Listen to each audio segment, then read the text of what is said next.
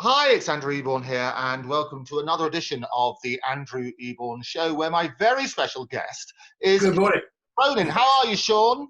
I'm all right. I'm a bit knackered because was playing a pimp till 2 in the morning. Hey, So, and the night before that, I was sorry. that's all good. Playing a pimp till 2 in the morning. That's the case of the defence, my lad.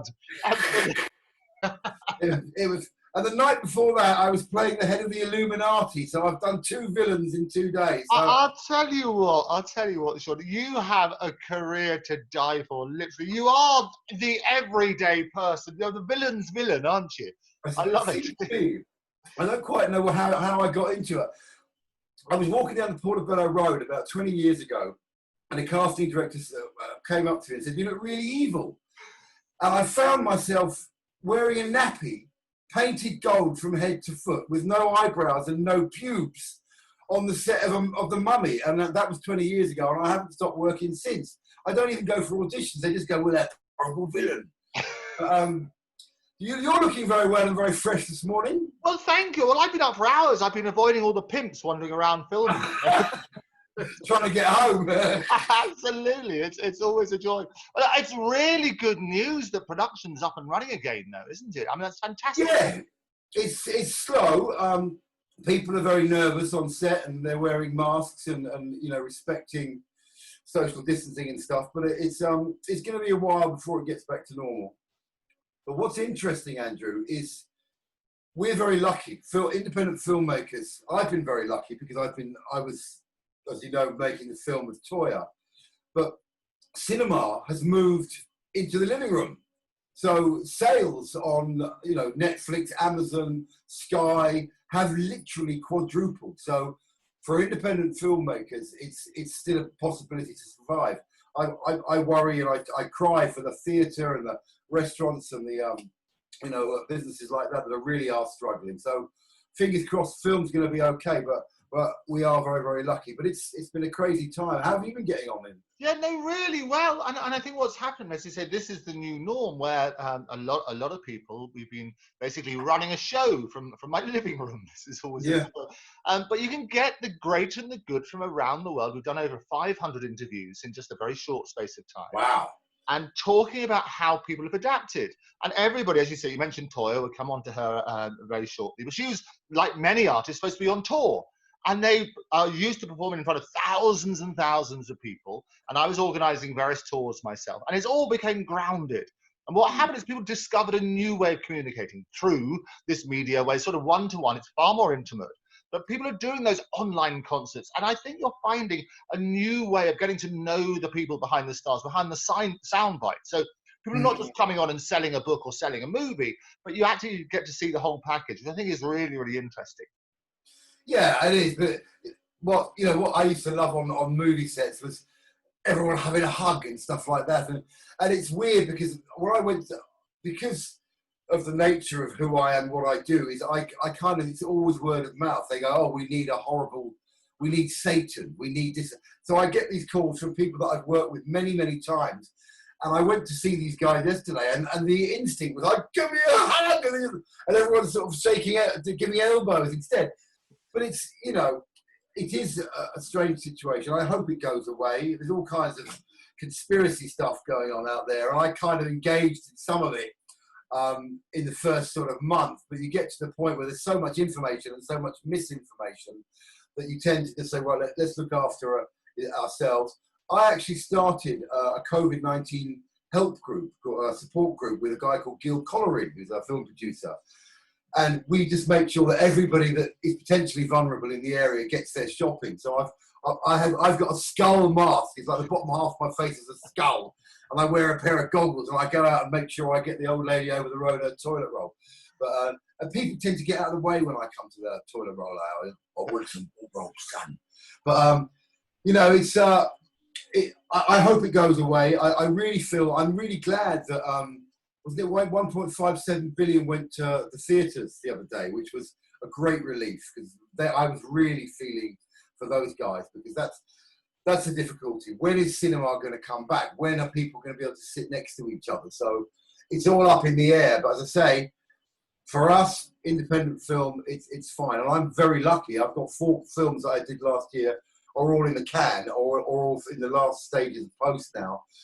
And content is king at the moment because productions have been on ice. But it was lovely to get back there. I've been at home editing a film for 4 months, and then suddenly surrounded by lots of beautiful women on this music video where I played the Illuminati.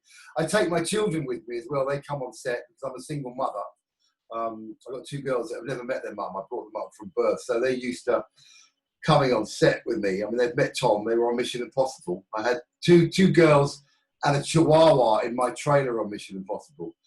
I actually did a film before lockdown with them where I actually put my children through a meat grinder and turned them into hamburgers. There you go. Now, this is another thing for the social services. So my father's a pimp. He's a well-known villain. So meat grinders. Come on. But yeah. But we love it. But family is really important to you, and I we're on social media together. We have our 5,000 people who we all know intimately, which I love. But family is very important, and you will often put posts about your children, your daughter, and how special that is to you. Working in this profession is tough anyway. Working as a single parent must be especially tough. It's difficult, but I've got 2 kids from a previous docking manoeuvre. I've got a 24 and a 22-year-old. And I wasn't the best dad then. I was a lot younger. I was in a rock band, and I'd sort of see them at weekends. And I think God said, right, now I'm going to punish you. So, but the long story short, this here.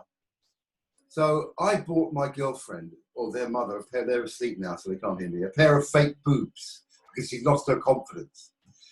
She then buggered off with somebody else. She came back a month later. I said, where the fuck have you been? We had an argument. She threw an ashtray at me and did this. The next day, I went for an audition to be the Scarface villain in James Bond, and I got the job. I said, you can keep the tits! But I haven't seen her since. And unfortunately, joking aside, she went missing, and she was on the Interpol missing list for a couple of years, and nobody knows where she is. So it's a sad situation, but it's very grounding, and it makes you, sober up and get on with your work when you've got 2 people that depend 100% on you, so, and I love them. I love my girl. I mean, they might wake up in a minute, but I've got 2 rats here. I've got 2 domestic rats. 2 rats as well. There you go. No, my girl's insisting, oh, please can we have 2 rats? I went, no, but they're really actually nice. And I tell you what, rats are really, really intelligent. This is what they say. Really intelligent. They're friendly. They run my social media for me. I might bring my chihuahua on in a minute. We love the chihuahua as well. Fantastic. No, and rats are really intelligent. Well, we have snakes, and we've had all sorts of reptiles and things like that. And, so my daughter's got a fantastic snake called Moriarty. So, that's evil. You love all of that. But I grew up with lots of animals. We grew up with 18 horses, and we had 1 sheep called Lara, and a donkey. I used to do rides on the beach. So it's always surrounded with wonderful pets and things like that. But you mentioned about you started your career in music with the Marionettes, the goth band. Talk to me about that sort of stage. Well, that was that. We did 15, 20 years. We got really high in the charts in America. And in Germany. I mean, I can still do a show in Germany and 30,000 people show up. We were huge over there. It was a great time. Unfortunately, there was a lot of, a bit too much partying. And unfortunately, 2 of my original band members are no longer with us because they partied a little bit too hard. I was always the vain one. They'd be out getting totally twatted. I'm the front man. So I go, guys, we do need to sort of do a gig tomorrow. So that's probably why I'm still alive. But it was an amazing experience. We did a world tour with Nirvana, Pearl Jam. We did this fantastic tour with Nirvana of Germany. We played all these castles along the Rhine. And there was an amazing amphitheatre on top of the Lorelei Rock. And just amazing. Great fun, great experience. But I gave it up because it was just crazy. And you're eating road every day. You're in a van. And then you're at a gig, then you're at a party, and you get up, you eat road, you do a gig, you're at a party. It's like 7 days like this. But then you have to behave someone like Toyah, who's obviously partied hard back in the 80s and 90s, but now it's very professional about it, and you have to be, because you can't sustain or maintain that kind of momentum. But it was great fun, great experiences. I mean, there's nothing like, you know, we played on the Lorelei Rock, and we had a song called Ave Dementia. It goes, Ave Dementia. It's got a big choir, and Lorelei Rock, 100,000 people all singing it back at you, and that's a vibe. And it sort of kind of gave me my confidence to act, because if you've got to stand on stage in front of 100,000 people, walking into an audition is not a problem. Do you know what I mean? Well, so yeah, it was a brilliant. It's interesting you say that, Sean, but actually I know several A-list stars who are happy to perform in front of 100,000 people, but actually feel very uncomfortable when it's close and intimate with just a couple of people. And it's a George Michael was like that. He spoke very famously about that sort of side. He was happy, go out there, he'll be Wham, he'll be George by himself, and he can do that. But you put him in a small crowd, and I think it was Princess Diana, it was her birthday, and he was invited to go along and sing. And he felt really quite shy and embarrassed about it. Yeah, well, it's a shame. He had a lot of demons, poor George. I knew him. We had the same circus. I used to, after the, because I made a lot of money out of the band, and then I set up a recording studio and a record label, and I ultimately slipped into the nightclub game. So for 5 years, I owned a huge 3,500 capacity nightclub in central London called Club Wild. And George used to come, Boy George used to come, I mean, Phil Salon used to come, all those kind of 80s crowd. And, you know, George and I got a little bit under the weather a couple of nights. And he had a lot of demons, and one night he did pour his heart out a little bit. It's a shame, because he was such an incredible talent. I was absolutely mortified when he left us. I was such a fan. Terrible shame. But yeah, some people, I'm just lucky. I'm confident. I'm just got my head made of concrete, you know. but it is that sort of thing, and you do. I mean, you and I mix in similar sort of circles where you see a lot of people who've made it all the way to the top, and sometimes if you believe your own publicity or you can't really trust the people around you, you do, as you say, have a lot of demons, and it's how people cope with that. Yeah. It's quite an eye-opener. Well, I mean, you're one of life's survivors. I mean, you've been through and you did a very wonderful exterior, ebullient exterior, but you've done a lot. I mean, in terms of having, you say you lost effectively the mother of your two daughters just disappeared. Mm-hmm. That must have been incredibly traumatic. How did you cope, and how are you coping? It was traumatic at the time. For me now, it isn't. It's an absolute saving grace, because it gives everything a purpose. When I'm a workaholic. I work ridiculous hours, but I don't do it for the money. I do it for, one, I love the art, but I do it for them, because when I'm gone, those films that I made, they go, look, that's my dad. I mean, the music video we did the other night, there's an artist called KSI who I've never heard of. And I got this call from a producer, and I said, look, we need the head of the Illuminati. You're going to have to wear a funny cloak. He said, that's fine. And they went, oh, Dad, KSI, that's amazing. And he's got 50 million followers, and I had no idea who he was. But well, obviously went there and did the job and played the head of the Illuminati, but they come along. So they have a great time. They like showing off, oh, my dad's a villain. So it was never really traumatic for me. It just gave me a purpose. And it just made me clean up my act. I used to drink too much and party too hard. Now I like a glass of red. But, you know, I have a cigarette with my coffee in the morning. I have a cigarette after dinner. But, no, for me, it wasn't traumatic. I'm lucky. I'm always, the cup's always half full for me. It's never half empty. That's how I look at it, you know. Yeah, and as you say, you keep yourself incredibly busy. So even in lockdown, you're editing the films and so on and so forth, and finishing a lot of those. So talk to me that your progression after The Mummy, fantastic role to get. As you say, you're there in your nappy and cold, which is glorious. Talk to me about life on set. You were there with your two daughters and your chihuahua. Well, no, they're not. The Mummy, that was way before they were born. What happened? Say, I owned the nightclub, and my partners were one of the biggest crime families in the UK. I won't mention their names; they'll probably come around and kill me.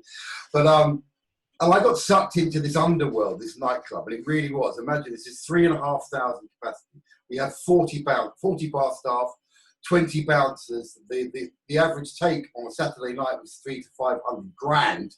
It was a huge club, huge overheads. But with it, you've got 3,500 people completely off their bonces, and it became quite dangerous and quite scary. And my doorman got shot in the testicles by someone that turned up. Right, and I was in Spain, and I've got a villa in Spain. Villa in Spain, Gov. And I got this phone call that your 7'3" Latvian doorman has lost one of his testicles. So I came back. And I got my public entertainment license suspended for a month so suddenly I've got this enormous club with a supper hour license. So anyway, they gave it back, gave the license back, and we had to sort of toe the line and be very, very careful. Anyway, the same guy got shot in the testicles again by the same guy again, and I lost the public entertainment license, and it was the best day of my life because I was sucked into this underworld. So I posted the keys to the club and my mobile phone through the letterbox of the club, and I walked away, and I never went back. And it was shortly after that it was during that process that I bumped into this person in the Portobello Road. I think it was 1995. And I walked onto the set of The Mummy, and they built ancient Egypt. I went, wow! And in those days, I was kind of a glorified extra, kind of what they call a walk-on. And all the other extras are in the green room going, when's lunch? Where are the sandwiches? And I didn't. I'd sit there with my coffee and watch how they made this movie magic. Because you look to the side, and it looks great. When you look through the lens, you go, wow. And I'm getting goosebumps thinking about it. And I just sat there watching the DOP, God rest his soul. Again, he's not with us now, Adrian Biddle. And he's done a lot of the Bonds, the Mummies. If you look at Adrian, he's a hugely accomplished DOP. And I fell in love with the process of making it. And I got a little part on The World Is Not Enough. Again, that was a bigger role. I got to hold Denise Richards round the waist for 11 days. For 11 days? Good on, you just wouldn't let go, is that? She didn't say hello to me once. And you know, I was still classed as an extra, but because of my face, I was getting sort of moving up. And it's quite funny because Pierce Brosnan, lovely man, was playing backgammon with various, crude... Great game. We like a game of backgammon. Do you play backgammon? Well, here, I'll tell you the story. So he's playing backgammon, and I'm really good at backgammon. My father taught me.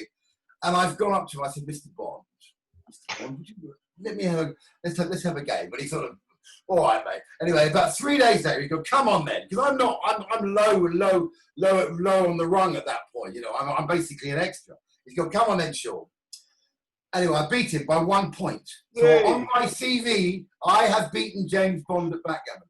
But wonderful experience, and just moving through the films. And after about 3 years, and people kept saying, Sean, you don't need to be an extra, you've got to be an actor. So I took the leap of faith, got off all those, because I joined a few extras agency, and about 2002, I said, right, no more. And I became an actor, and I turned a lot of extra roles down. But now, luckily, thank God, because I act, direct, I'm also a DOP, I edit the films that I direct, I make a comfortable living out of it, which is, a lot of people don't. So I'm very, very fortunate to be able to multitask. Even though I'm not a woman, I can multi-applicate. And that's the great thing about it, because I think the key to all of this is survival and being flexible, isn't it? Because you can't, and what you've always done, whether it's from the Marionettes or from starring in the role or whatever, or sitting not with the rest of the extras and hoovering up the green room, you're basically looking for the next opportunity all the time, aren't you? Yeah. No, you have to. Yeah, you have to. And it's just a wonderful, there's an awful lot of, things are changing. Obviously, they're going to change radically. There's an awful lot of bullshit in the film business. A lot of people say they can finance films, they don't. I've had 400 meetings with exec producers going, oh, we will finance your film. The check's on a piece of elastic, or they haven't got any money at all. But when you get through all of that, and you finally get the money, and you get onto that movie set, and everyone's there with the same goal, the same purpose, trying to create this piece of magic. And there's no feeling like it. The collaboration and the way everybody, nose to the grindstone, and it's just a wonderful thing. And people don't realise, people watch a film an hour and a half, you might nod off, you don't watch the whole film. It's probably taken 100 people 5 years to make it. And people don't realise how very difficult you don't make a film, you drag a film, kicking and screaming over the line. It's very, very hard, but the creative collaboration, and everyone I've ever worked with, I'm still friends with now, because we've all been through this journey. It's like, how on earth did we do that, you know? I mean, we'll go on to some of the films that I've made since, but yeah, so it's an amazing thing, filmmaking. It is an amazing thing, but you're right, and you're very lucky if you always get the friendship, because it's rather like being in a band all the time. It's like a family. And like a family, you're going to have your ups and downs and your rows, because there will be the most spectacular. Oh gosh, meltdowns halfway through, because you've got to remember, I mean, the film I've just done, which we'll talk about in a minute, but we're on set for, I don't know, 5 or 6 weeks, and we're away. People are away from home, especially if you're on a low budget. So everybody's multitasking and you know, multi-applicating, and people do. It's like the Big Brother house. People do go crazy, really crazy, and the amount of rousing speeches as a director that I have to do to try and get people back online and you know, understanding people's woes and worries, and but at the end of the day, if you can manage to get through that and you're still friends at the end, then you're friends for life. So what is the Sean Cronin speech then? What is the speech you give? Get on with it. It's a little bit frightening, that moment. Yeah, it seems to work though. No, I mean, what it is, you need to appreciate what people do. And it's very easy to, you know, I've got a weird parentage, because I'm half Sicilian, half Irish. Well, quarter Sicilian, quarter Irish, Spanish. But on my mother's side, my grandfather was a general, General Wilson. You look him up. And very strict. So I'm kind of very military about things. People have to be on time. But he was a bit of a bully. But what you have to be is you have to appreciate and you know, thank people and understand what they're feeling. You're not, well, why the hell isn't that set ready? It's like, why is it not ready? Or what can we do to make it ready? So I never have problems. We only have solutions. You have to look for a solution to the problem and fix it and keep everybody sweet. I mean, it's like, I can't think of anyone that I've worked with really. I mean, I've killed a lot of people, so I don't really fall out with them, because I just dispose of them, you know. But so yeah.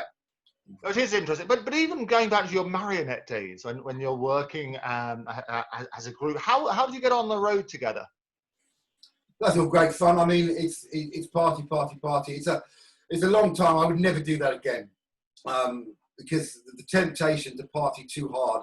I think again, things have changed. The nightclub world has changed. When I had the nightclub in 1995, there was a real criminal underworld. I didn't want to get involved with these people. I'd nearly opened the club, and I was about 100,000 short for the soft furnishings. And the guys come in to me, talks like this. Oh, I sort of understand you're a bit short of money, mate. Click. £150,000 in cash. Now, I was opening in 3 days. I had no curtains, right? So I had to take it. And the favours that I had to return, I was very, very lucky that I was so lucky. I mean, I'm not lucky that my Latvian doorman got shot in the testicles, but to walk away, and it was a very different time. And also, it was a very different time in bands in those days. You were expected to get twatted all the time and have fights, and you know, it was a rock and roll lifestyle. Things are very different now. People think about what they do. We're a much more conscious species now than we were then. It was, you know, we're talking, I mean, nothing like the 60s and 70s was wonderful, but in the 80s and 90s, it was a great fun time, but it was quite a dangerous time for and I say I lost my guitar player, I lost my drummer, both to alcohol and drugs, you know, or to mishaps that happened because of them. So, yeah. And that obviously, again, must have been a very emotional time, because when you lose people, you're that close. It is like a family on the road, and you oh, no, it's terrible. A lot of experiences. How did you deal with that? It was very difficult, because my guitar player, he was a serious alcoholic. And even after the band, we finished with the band, and I just said, look, I can't do the band anymore. Also, I got the recording studio. I was starting to, you know, children and stuff, and Neville was a terrible alcoholic, and I kept trying to drive. I have a nice spot in Spain, up a mountain that I retreat to every so often.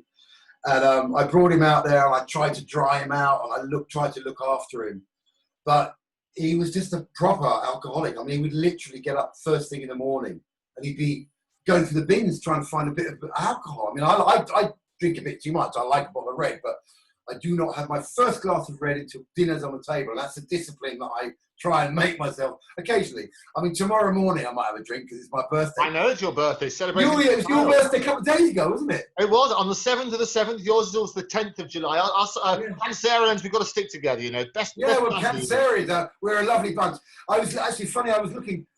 There was a list of serial killers on Facebook the other day. Someone said, and you know, they're all Virgos. Oh, are they? I love the idea that serial killers. I love the idea that serial killers had their own group, you know, their own Facebook group. There was no Cancerians on the serial killers. Hey, look at us! So I thought we're really nice guys, but the only two women that I've ever really fallen out with in my life were both Virgos. I think it was a lucky escape, you know. No, extraordinary. But so you had that. So the reason the band split up then, and obviously you lost the members. What was the main reason? You just had enough. You thought this is not the lifestyle for me anymore. Just too much. We did over 2,000 shows over 15 years, and it was just exhausting, absolutely exhausting. And that's the reason I never saw my other kids, you know. And I was a bit selfish, you know. I'm in a rock band, and I'm still, you know, I provided for Phoenix and Billy, my older kids, but I don't have the bond with them.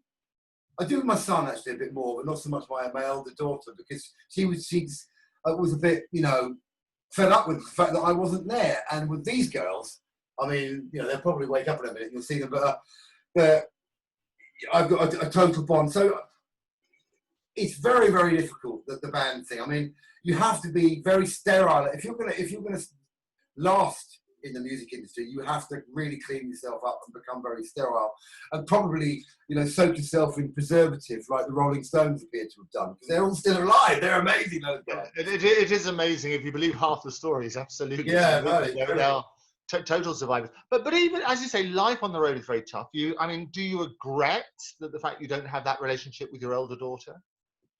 Yeah, I do. I mean, you know, we don't hate each other, but you know, she calls me a couple of times a year. Phoenix calls me every other day, because he's always going, "Dad, I've got driving lessons. Can I have some money?" But I do regret it, and that was kind of why, because Phoenix came along, my boy, and I wanted. That was part of the decision process as well. I thought, you know, I wasn't there for the first 3 or 4 years of Billy's life. I want to be there for Felix, and I was a lot better with him. But again, I was a rock and roll lunatic as well. So you know, we toured.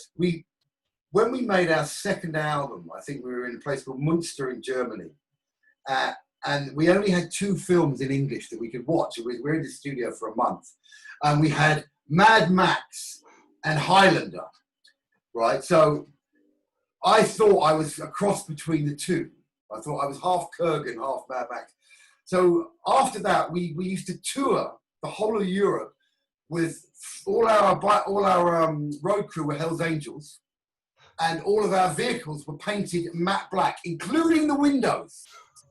So we painted all our vehicles, and we go around this sort of matte black convoy, and you know, we lived this life. We were literally on the road. We were like road monsters, and we started off a kind of bit gothy, wearing makeup, but we soon morphed into these kind of biker zombie kind of characters, and all the other bands were frightened of us because I had this horrible face, and we didn't used to terrorize them, but we used to tease the other bands, and we'd steal their crimpers because they always crimp their hair, and so the support band would come out with all their hair not done, and it was great fun. I mean, it was a real road warrior lifestyle, but it was a huge journey, but you can't sustain it. Do you know what I mean? You can't drive around for 30 years in matte black vehicles. I mean, I literally used to make holes in the exhaust pipe so that fire would come out of the back, and I deliberately kicked the doors in so it looked like a Mad Max night. And we put big Dodge crash bars on the front, and we had chains hanging off them. The chains would go along the road and create sparks. I mean, so when we turned up at a gig, it's like, "Oh no, the Marionettes are here." So great fun, but you've got, you know, I'm 56 now, and I can't see me quite doing it. I still drive a black car, but it's the top of the range Jag now. Do you know what I mean? But Glorious, but there is a buzz about it. I mean, you talk about performing to a crowd of 100,000. There's a buzz about that which you don't get when you're stuck in a studio. You must miss that. Yes, I do. I mean, the temptation, because every so often, I mean, again, now, this is another thing, maybe an option is not there. But every so often, what I would do, if I got a bit skint, I would just call up my German connections. Because we you know, we can do we pay to 500 people a spot or 1,000 people in the UK.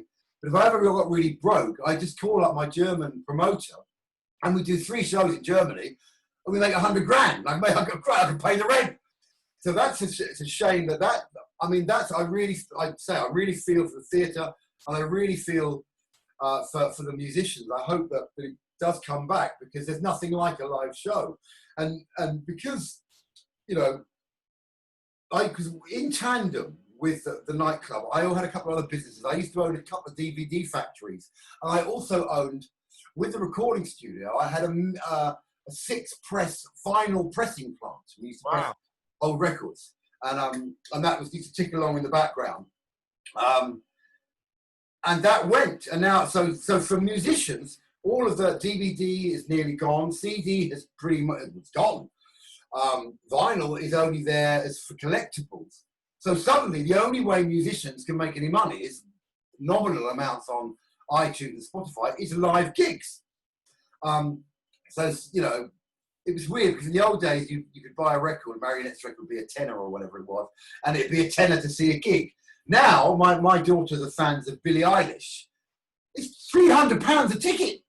That's crazy. But at the moment, there are no shows, so I'm wondering what's going to happen. But I really, really do worry about you know, the live performance and live theatre. It's going to be tough. Well, it's very tough. Well, we had you might have seen, we had Harvey Goldsmith on the show very recently, and I did notice. I saw the post. Yeah. Yeah, and it is quite extraordinary. He thinks there's not going to be able to come back properly until 2021, because it's that whole sort of lead up, and it's not just the performers on stage, but it's the whole industry, from the concessions to the crew to audience management, all of that sort of side, and it's that massive knock-on effect. Now, they've started doing these sort of drive-ins as well now, and I don't know if you saw, but they had Dizzy was supposed to come on. Dizzy Rascal is supposed to be on Good Morning Britain, and Piers, as is his wont, he likes to start a fight. You know, as P.T. Barnum always says, if you want to draw a crowd, start a fight. So Dizzy was there to promote this great drive-in thing. And instead, Piers is sort of prodding him gently on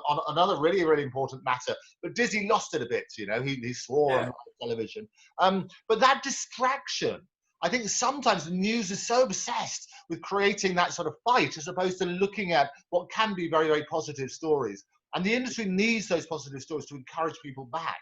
So what's happening at the moment, the Mousetrap's going to open on the 23rd of October, which is great. Other theatres can't survive with social distancing, because you need to have 80% capacity before you even break even. So it's going to be really tough, isn't it? I mean, I don't want to go into too much detail about COVID. My ex of 5 years is a leading virologist. She is the Dean of St Thomas Hospital, and she currently administers, is kind of in charge of on the board of 3 hospitals. So I have some inside information. I can't say too much, because there's, you know, I can't whistleblow, but I think there's information that's going to come out soon that's going to make things, force things to go back to normal, because it is not what it appears to be. I'm just hoping that, you know, for all of our sakes, that we get our lives back. But it's been wonderful for the planet. The planet's suddenly not such a polluted place, and people have thought very differently. People are now realising that you don't need a swanky office in Piccadilly. I used to have a company called O Group, which is one of our film finance companies. And our office space was £4.5 grand a week in Golden Square. You know, 16 grand or 17 grand a month. You don't need it. You people can work remotely. And so, I mean, I think property developers and landlords are going to struggle, because you suddenly realise that you can. I mean, Barclays Bank, all of their staff, when you call the call centre, you know, you don't realise that the banker on the line's in his underpants. Oh no, nobody wears trousers anymore. No, I'm starting naked. Absolutely. So, but you mentioned, I can't let that one go. You mentioned that your ex, another one of your exes, is a virologist, and there's some information. You call yourself a whistleblower if you were to talk about it. Now, it wouldn't be right if I let that roll without some sort of comment. So, tell me what are the things that we're not being told? Right. Well, the chief scientific advisor. There's a little clip. I mean, I'll show you the clip after we finish, where he says, although people have COVID on their death certificates, they haven't necessarily died of it because they haven't been tested. And that is exactly the sentence from his mouth. It's not a Facebook rumor. It's not a a conspiracy theory. It is the chief scientific officer saying that although they have it on the death certificate, I lost supposedly 2 people to it. I dug deeper. They were close friends. They were elderly, close friends. And I actually, during lockdown, I went down to a hospital. I don't want to get into, I can't mention it because there's a bit of a case going on. And I demanded answers. And they didn't die of COVID. One of them had a stroke, and the other one simply died of old age. He had pneumonia. My grandfather died of pneumonia. It's very common for elderly people to go out with pneumonia because they get a bit of a chest infection. It develops and gets worse. I'm not saying that it doesn't exist, but there it is. We are being manipulated. The numbers are being manipulated. I know that during lockdown, 3 of the hospitals that my ex was looking after had furloughed 80% of the staff. The hospitals were empty. The beds were empty. We've got the Nightingale Hospital, 4,000 beds, never a patient. So, and there's other stuff that I do know, but I'm hoping, this is a really weird thing, Andy. A friend of mine is a guy called Matt Valentine. He's a staunch Labour supporter, and he also donates quite a lot. He's quite a wealthy chap. And he's asked me, because I've got a bit of a following, to join Labour and to ultimately stand as a Labour MP for Southampton Itching. Now, can you imagine me? Listen, Boris, right? Yeah. But half of me wants to get in there, find out what the bloody hell's going on, and try and solve it. It's the other thing about viruses, and this is because I was in the room with someone that studied it for 27 years. The average virus lifespan is between 70 and 100 days. That means it peters out. It gets much weaker over time, and it becomes almost like a seasonal flu. So there's an awful lot of people being scared into their homes. I feel traumatized when I walk around. I haven't been to London for the 3 months. I went into London Park when I went to the hospital visit. I went into London yesterday, and 50% of people are all walking around wearing masks. Everybody's terrified. Mr. Hancock, I call him Hand-on-Cock, Mr. Matt Hand-on-Cock, had the cold for 5 days, and suddenly he's back after 5 days. The other thing that I was digging, remember the hospital that I mentioned that she was the dean of? Where did anybody see a photograph of Boris Johnson in hospital with a nurse? Where was that? So there's a lot of things I don't believe, and the government are not intelligent enough to cover it up properly. It's not believable. So, we'll see as things transpire. But people higher and higher up are rattling cages. There's talk of gagging orders. There's all kinds of stuff going on. And I mean, I do know some stuff, and I probably would get lynched if I said it. But it's not what it seems. And the very fact that it's not what it seems is, once that whistle is properly blown, then we will have to go back to normal. Otherwise, the Houses of Parliament will burn. It's as simple as that. So, we'll see. We'll see as time goes on how it transpires. And I think, I always say it's always about question everything, and that's absolutely right, because the news, if you just get it from one source, most people go to a news source that confirms their own prejudices. So you read a particular view, you go and find evidence for that particular view. I always say to everybody, get your news from many different sources. Get it from the BBC, Yeah. TV, CNN, look at Russia Today, Al Jazeera. I do know people, I have to say, to balance it properly, I do know people who have had the virus and have suffered greatly. Lots of people in the media, so I do know personally there is there. And there is a balance. Statistics always lies. Damn lies in statistics. No, I understand that, but they say they've had it. The tests are, this is another fact, the tests are not reliable. They're not reliable. So, I mean, I can't say it. I will say it offline because but the tests are not reliable. So people think they had pneumonia, they've had a dreadful flu, and they've been told they've got COVID. And this is what happened with 2 people that I lost. And I dug deep. He said, well, he definitely had COVID. He had, and eventually this doctor was stuttering.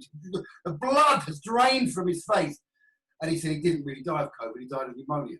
And I got it off the doctor. And he was literally sweating and trembling. Because, I mean, I turn up asking questions.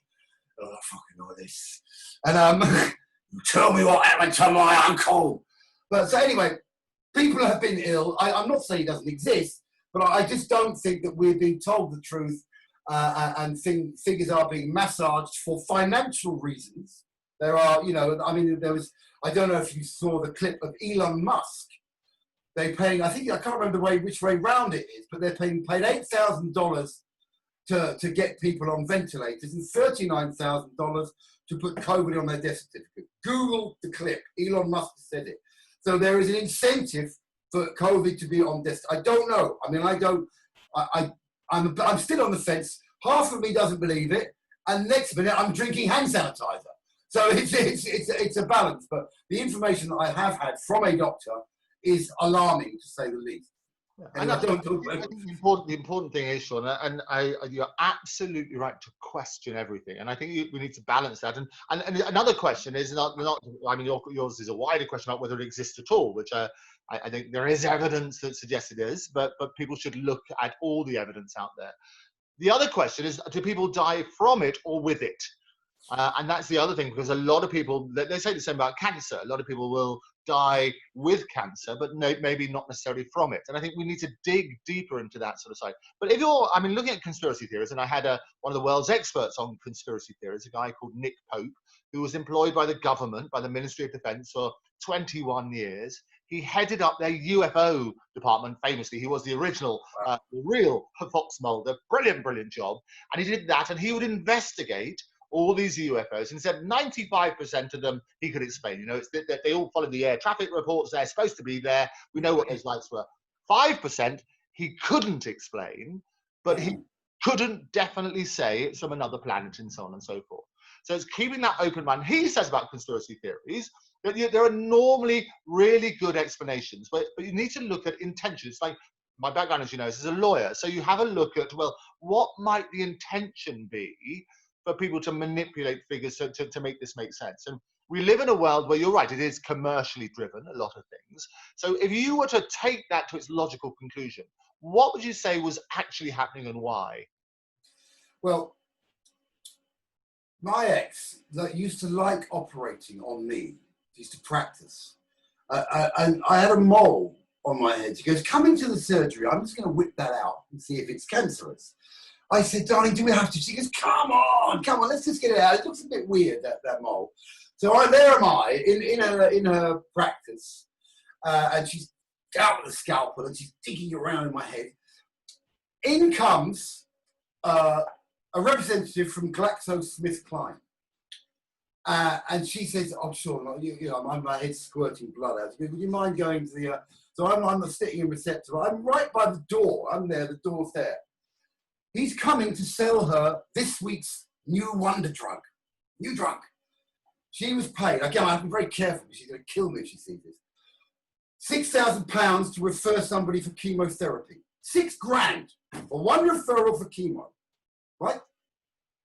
The ultimate, now this is, I mean, you've got all the Bill Gates conspiracy theories, but if we are force vaccinated for a virus that ultimately, if we include the asymptomatic, is probably 0.01% mortality rate, which is a little above seasonal flu. If we're all vaccinated, because there's talk of us not being able, because you've got, Matt Hancock's got shares in a vaccine company in Oxford. I mean, he's the Secretary of State shareholder.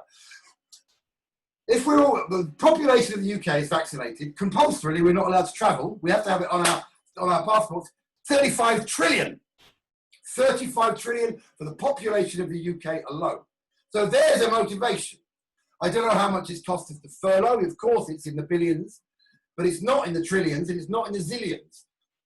That's a very compelling argument. Then you've got all the tin foil hat wearers, the 5G, which is also very interesting. I mean, I kind of love, I don't necessarily believe it, but I do kind of love it because it is like, whoa, why could it be this?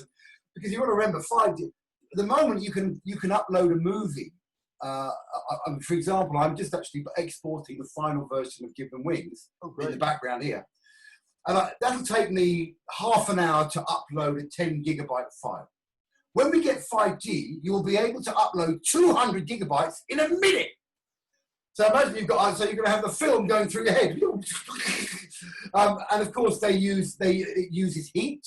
It is microwave. So, I mean, there's so much out there, but if I was to say that any conspiracy works, for me, is if we are forced vaccinated, it's $474 a dose. That's a lot of money. That's the population. Population of America, 310 million. Times that by $474. I don't know. I really don't know. I mean, Bill Gates has been getting a lot of flack recently. What do you think about the Bill Gates conspiracy? Well, I think conspiracy theory is always that, and what I like to do, and I've seen it from all sides, say with my background as a lawyer, my job has always been to be a mouthpiece for whatever your client wants to say, and you can always find evidence to support any view, however extreme. What I like to do is to balance that with views from every side, because only by talking to everybody that you can get the complete picture. So whilst there may be an incentive, and obviously vaccines cost money and people will invest in pharmaceutical companies, that's what they do. It's a commercial enterprise as well as everything else. You need to say, well, okay, there's the incentive. Where is the counteracting argument? What would they say about that? Because if it is real, and there are lots of people who will say that it is real and this is an absolute concern, then it's right that we take appropriate measures. And that's the word, isn't it? Appropriate. But we can only reach informed decisions by talking to everybody. I mean, if you want me to, again, I think personally, it's too actually, as we speak, it's too early for conspiracy theories. Eventually it will come out in the wash. What is the truth? There's obviously something going on. There's something out there, and and you say, oh, there's no virus, and then your next door neighbour's died of it. But it's this testing thing. Also knowing about virology, talking to a virologist about how they actually isolate this virus, and a lot of people say they've never actually isolated it properly. Did you hear about the king of Tanzania, or the president of Tanzania, sent 2 samples in? One was from a goat and one was from a pawpaw fruit, and they came back positive. So, I detached from it about a month ago and also being asked to go into government, which is crazy. But I think I don't quite know why Matt wants me to do it. I mean, he was bullying me again last night. He goes, "When are you joining up? I want you." I said, "When I finish this movie, I will look at it." But it would be interesting. I mean, I'm kind of on the fence, but because I know a really highly paid, very well respected frontline doctor, I have some seriously interesting information. And I tend to believe her over any of the conspiracies that I will hear out there. This is a doctor who is in charge of 3 hospitals. I don't know how much closer can you get to the truth than that? So your doctor in charge of 3 hospitals, she's saying it's all a fake. No, she's not saying that. She's not saying that. She's talking about the figures. I've got to be very careful because heads will roll. I have to be very, very careful what I say. But it's about the figures and the way that they're recording it, the severity of it, the drugs that are out there that do treat it. I mean, poor old Trump. I mean, I'm not saying poor old Trump. I'm not a fan either way. But they go on about hydroxychloroquine. Now there are 2,500 doctors behind it saying it bloody well works. It works. It stops the virus in its tracks. They mix hydroxychloroquine, azithromycin, and zinc, and it does it. It does the trick. Again, this drug's an anti-malarial drug. It's been around since 1940s. There's no money in it. It's 50p a dose. There is no money in it. We're having witnessed sat in a surgery and listened to the salesman from GlaxoSmithKline, there is no money in healthy people. It's not good business. We need people sick and we sell them drugs. It's an enormous business. So, I mean, that's all I really want to say about it, Andrew, but it's a financial motivation above everything. Pharmaceutical companies are notorious for doing this. I've witnessed it firsthand. $6,000. There is some, again, there's another thing that I witnessed. If you, not now, many cancers, not particularly not leukemia, melanoma, if you inject a cancerous tumor with oxygen, it dies in 5 minutes. Some cancers, not all of them. So if you, because cancer survives in an oxygen-free environment, healthy cells need oxygenation. You oxygenate some kinds of tumors and they die. So it's big business. One third of the population will be touched by cancer during their lifetime, or somebody close to them.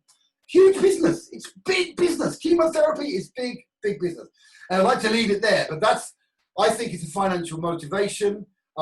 Whether it's real or not, I'm on the fence, because one minute I go on, and you get all this information, you think no, and then I speak to my doctor, and then, I mean, she's not saying it's not real. She's just saying it's the figures and the way that they're recording it and the way that they're treating it. Yeah, and I think it's that sort of clarity, Sean. And as you say, maybe the best thing you get directly from the virologist it is funny with social media that everybody who was an expert on constitutional matters several months ago suddenly becomes a virologist. But it is interesting. Yeah. You actually have an ex-partner who's a virologist, so that's why it's interesting. But just to be clear, she's saying that it does exist or it doesn't exist as a virus. She won't tell me that much, right? Because of who she is and what she does. But she says, Sean, it is not exactly as it appears to be. There are treatments out there that work for viruses of this nature, was the sentence. That was the exact sentence. It wasn't the viruses of this nature. Dealing with different stages, it would assume that there is a virus. So we accept there's a virus, yeah? There are treatments out there, just so very clear that we've got the argument, there are treatments out there which could currently treat this virus. Is that what you're saying? Yeah, absolutely. And this is, I mean, look, if you Google, my other partner from many years was Nadia Alameh. She's directly related to the Moroccan royal family. Her brother-in-law was the Chancellor of Morocco, Chancellor. They have used it. They've mopped up coronavirus in a matter of weeks. Hardly any cases. And from day one, they were in cahoots with Dr. Didier Raoult, who is a leading epidemiologist, French epidemiologist, who's been using hydroxychloroquine, azithromycin, and zinc since day one, and it's got a 99.7% success rate. It's 100%. I mean, I even made a video about this, about hydroxychloroquine. And, the problem is, the moment Trump put his stamp on it, everyone's going, it's complete bollocks, Trump said it. So, that's what she said. She didn't say it didn't exist. She didn't say it did exist. She said, there are treatments for viruses of this nature that are currently available and work. The way that the figures are being recorded is not accurate, and the tests are not effective. Those were the 3 key paragraphs that we had in our late night Facebook argument. I mean, we even got I'm like a screen grabber because she bloody would kill me.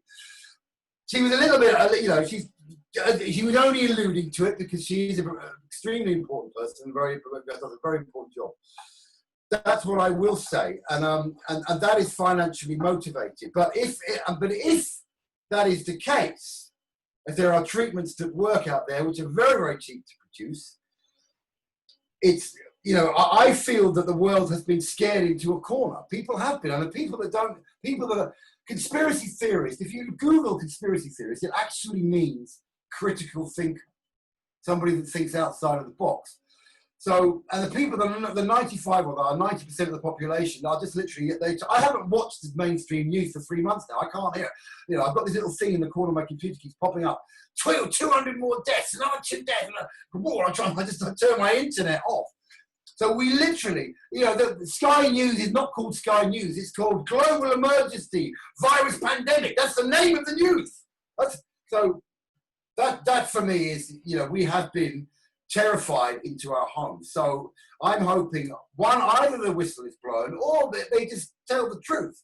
But why some countries are using a drug that absolutely works, 100% works. I've got papers, I can show you papers drawn up of doctor after doctor after doctor going, this combination of these 3 drugs prescribed in this order, doctor after doctor, it works. Why are we not using it? China had 3,000 deaths today, something like that. The other thing that I'd like to get off this subject in a minute, but one thing I'd like to talk about, and this is what Emma talked about, patient zero. One man walking around a wet market in China sneezes. The whole world gets sick. We then spend all this time trying to flatten the curve. If there's one person walking around Sainsbury's in Bognor Regis who still got this, the whole thing starts again, right? Patient zero. Now we're all being allowed to go to the pub, all those kind of things. If it's what they say it is, and it's serious, one person started it, it will never go away, and it will always be a huge problem. And that's why I'm very suspicious. And so that's what she said. She sent me this little graph. She said, patient zero. Look at that. That's what's very interesting for me. And the other thing that she, this is, again, virologist, there's some wonderful doctors out there. You can find the information. The lifespan of the viruses do mutate, they change, but over time, they become weak and they become endemic. And I think that the fact that we've reacted to this in this way is very strange, Andrew. We've shut down the whole world. Why? Because the actual mortality rate is 0.01 if we take all the asymptomatic into consideration. So we will see, and there's a lot of money to be made. Let's vaccinate 7.5 billion people. Let's see how much we make out of that. And some very interesting points. And what I would say, as I say, is that we should get the experts. If there is evidence that certain cures work, then we should absolutely get the experts and talk about it. And we talk about fact being stranger than fiction. We always say that fear, Barnard, the father of PR, says fear sells more than anything. And fear is the thing that spread. Fear was sort of led people to panic buying toilet rolls and hand sanitizer at the very beginning. And that's absolutely true. That is true. What we need to dig down deeper into with a panel of experts, and we'll get them on, we'll talk to them, is say, look, okay, here are the facts, let's hear your interpretation of that. And certainly the media deals with extremes. I think that's what you like to do. Fear sells. As I say, P.T. Barnum, if you want to draw a crowd, start a fight. That's what you've got to do. And what happens? Nothing unifies people more than a common enemy. And the common enemy in this case is a virus, real or not. And I think a lot of people are saying that it is real, and people have got first-hand evidence of that. What you're saying is that the figures could be manipulated, not the first time in history that figures are manipulated, to help sell a product. And we should dig deeper into that. Because if there is a solution, then it's right that we should do that. But what we need to do, Sean, is get the panel of experts all around them, present them with the evidence, and let them talk about it. Because I think that's the way forward, isn't it? Well, what was very interesting is you would get people talking about hydroxychloroquine, for example, and then immediately, so you get a link, Daily Mail, 2,000 doctors, European doctors say this works. Next day, somebody debunks it. Go look at Snopes. Snopes will tell you it doesn't exist. And then you start thinking these are government-placed articles. So, yes, it works. No, it doesn't. Yes, it does. You've got 2,000 doctors. I then dig deeper, speak to Emma. I've got papers. I've got an actual paper I can send you that says what the dosage is, how many people they've given it to, and how many people have recovered. This is what's so bizarre. It's so bizarre that people are constantly debunking it. And so who do you ultimately believe? And we've had panels of it. You can go, Dr. Rashid Buttar, I think his name is talking about it. There was 2 doctors, Dr. Erickson in Los Angeles. They run, I think, 25 emergency clinics, and they were talking about the immune system, herd immunity. So if you lock everybody up in their homes, you make sure they sanitize everything, their immune system is going to deplete because you know, we build up our immune system. I mean, my mother used to make me lick the road. Go and lick the road, son. And to build up an immune system. So this is the problem. You say, let's get a panel of experts, but there's so much misinformation. Everybody's debunking everybody else. I know doctors within, I mean, I'm talking from within government in Morocco. That's the bloody king's brother. I know that they're using this drug, and I know that it works, but they don't use it here. What's very interesting, because I follow Boris, Matt Hancock, and a few of them on Twitter, and a couple of them follow me, which is funny. So I have to be careful, I just don't swear at them too much. If you look at Matt, go onto Twitter and look at Matt Hancock's feed, and look at the comments. So he'll go, thank you, NHS, and they'll go, everyone goes, you're a wanker. And if you look at his feed, the amount of people that are against him and are questioning him, I mean, it's, every so often, 1 in 20 will go, well done, Matt, you're doing a great job. And then it's, you're a wanker. And then people talking about hydroxychloroquine all the time, talking about figures being manipulated. So, and he's very sycophantic in his reply, and he's always, you know, he always just says the right thing, and he doesn't really engage in conversation with them. But the tide of opinion, people are asking questions. I think during the first week, I was shitting myself. I thought, oh, I don't want to go out, I'm going to wear a crash helmet. 3 months in, and I'd say 50% of the people that I know on social media are asking questions. They really are. You know. Anyway, enough of this bloody virus. But just on that, people should ask questions, continue to ask questions, because it's only by doing that that you get an informed decision. I think that's absolutely right. Yeah, so I think that's key. We should. But I just want the world to get back to normal. That's what we need to get back to normal. Get back to work. I need to be able. And talking about fact being stranger than fiction, is you have movies, going back to the movie side, like Contagion, which sort of is a mirror. It's the template, if you like, for what's currently happening. Check it out, the Matt Damon thing they talk about. I've seen it. I've seen the pandemic. I mean, we're never going to get on this subject, but do you know about Event 201? There you go. They rehearsed this. They were, Bill Gates and co. rehearsed this in September. They rehearsed it. So I mean, look, we could go on all day and all night. I mean, you know, we got him doing the TED talk in 2000. We need to watch out about them. We got to get a vaccine.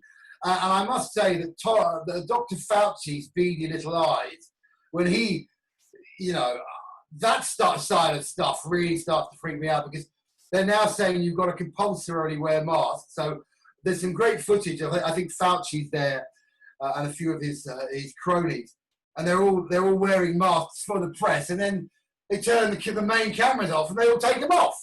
And so, look, you know, we could go on about this all day long, but I think, as you rightly say, ask questions, look at the financial gain. You know, we talk about the 1%. It's funny because I was playing the head of the 1%. I was playing the head of the Illuminati the other night, you know. And I actually, although it was a music video, I was just doing a speech. And I was going, we'll vaccinate every bugger, you know, and giving it all that. But anyway, let's go back to movies. Because it is. But one interesting thing, Sean, is seeing that you were a little bit nervous about talking about it. Just, and we will leave it after this. Tell me, why were you nervous? People, there has been cures. There are cures for things that we are not being told about through time immemorial. If we think we're living in a world where people are not corrupt, where it isn't money driven, I will just say it's just that sentence again, that there's no money in healthy people. There is no money in it. And there is a huge and enormous money in drugs. It's one of the biggest industries in the world, by far. And people who have blown whistles in the past have subsequently vanished.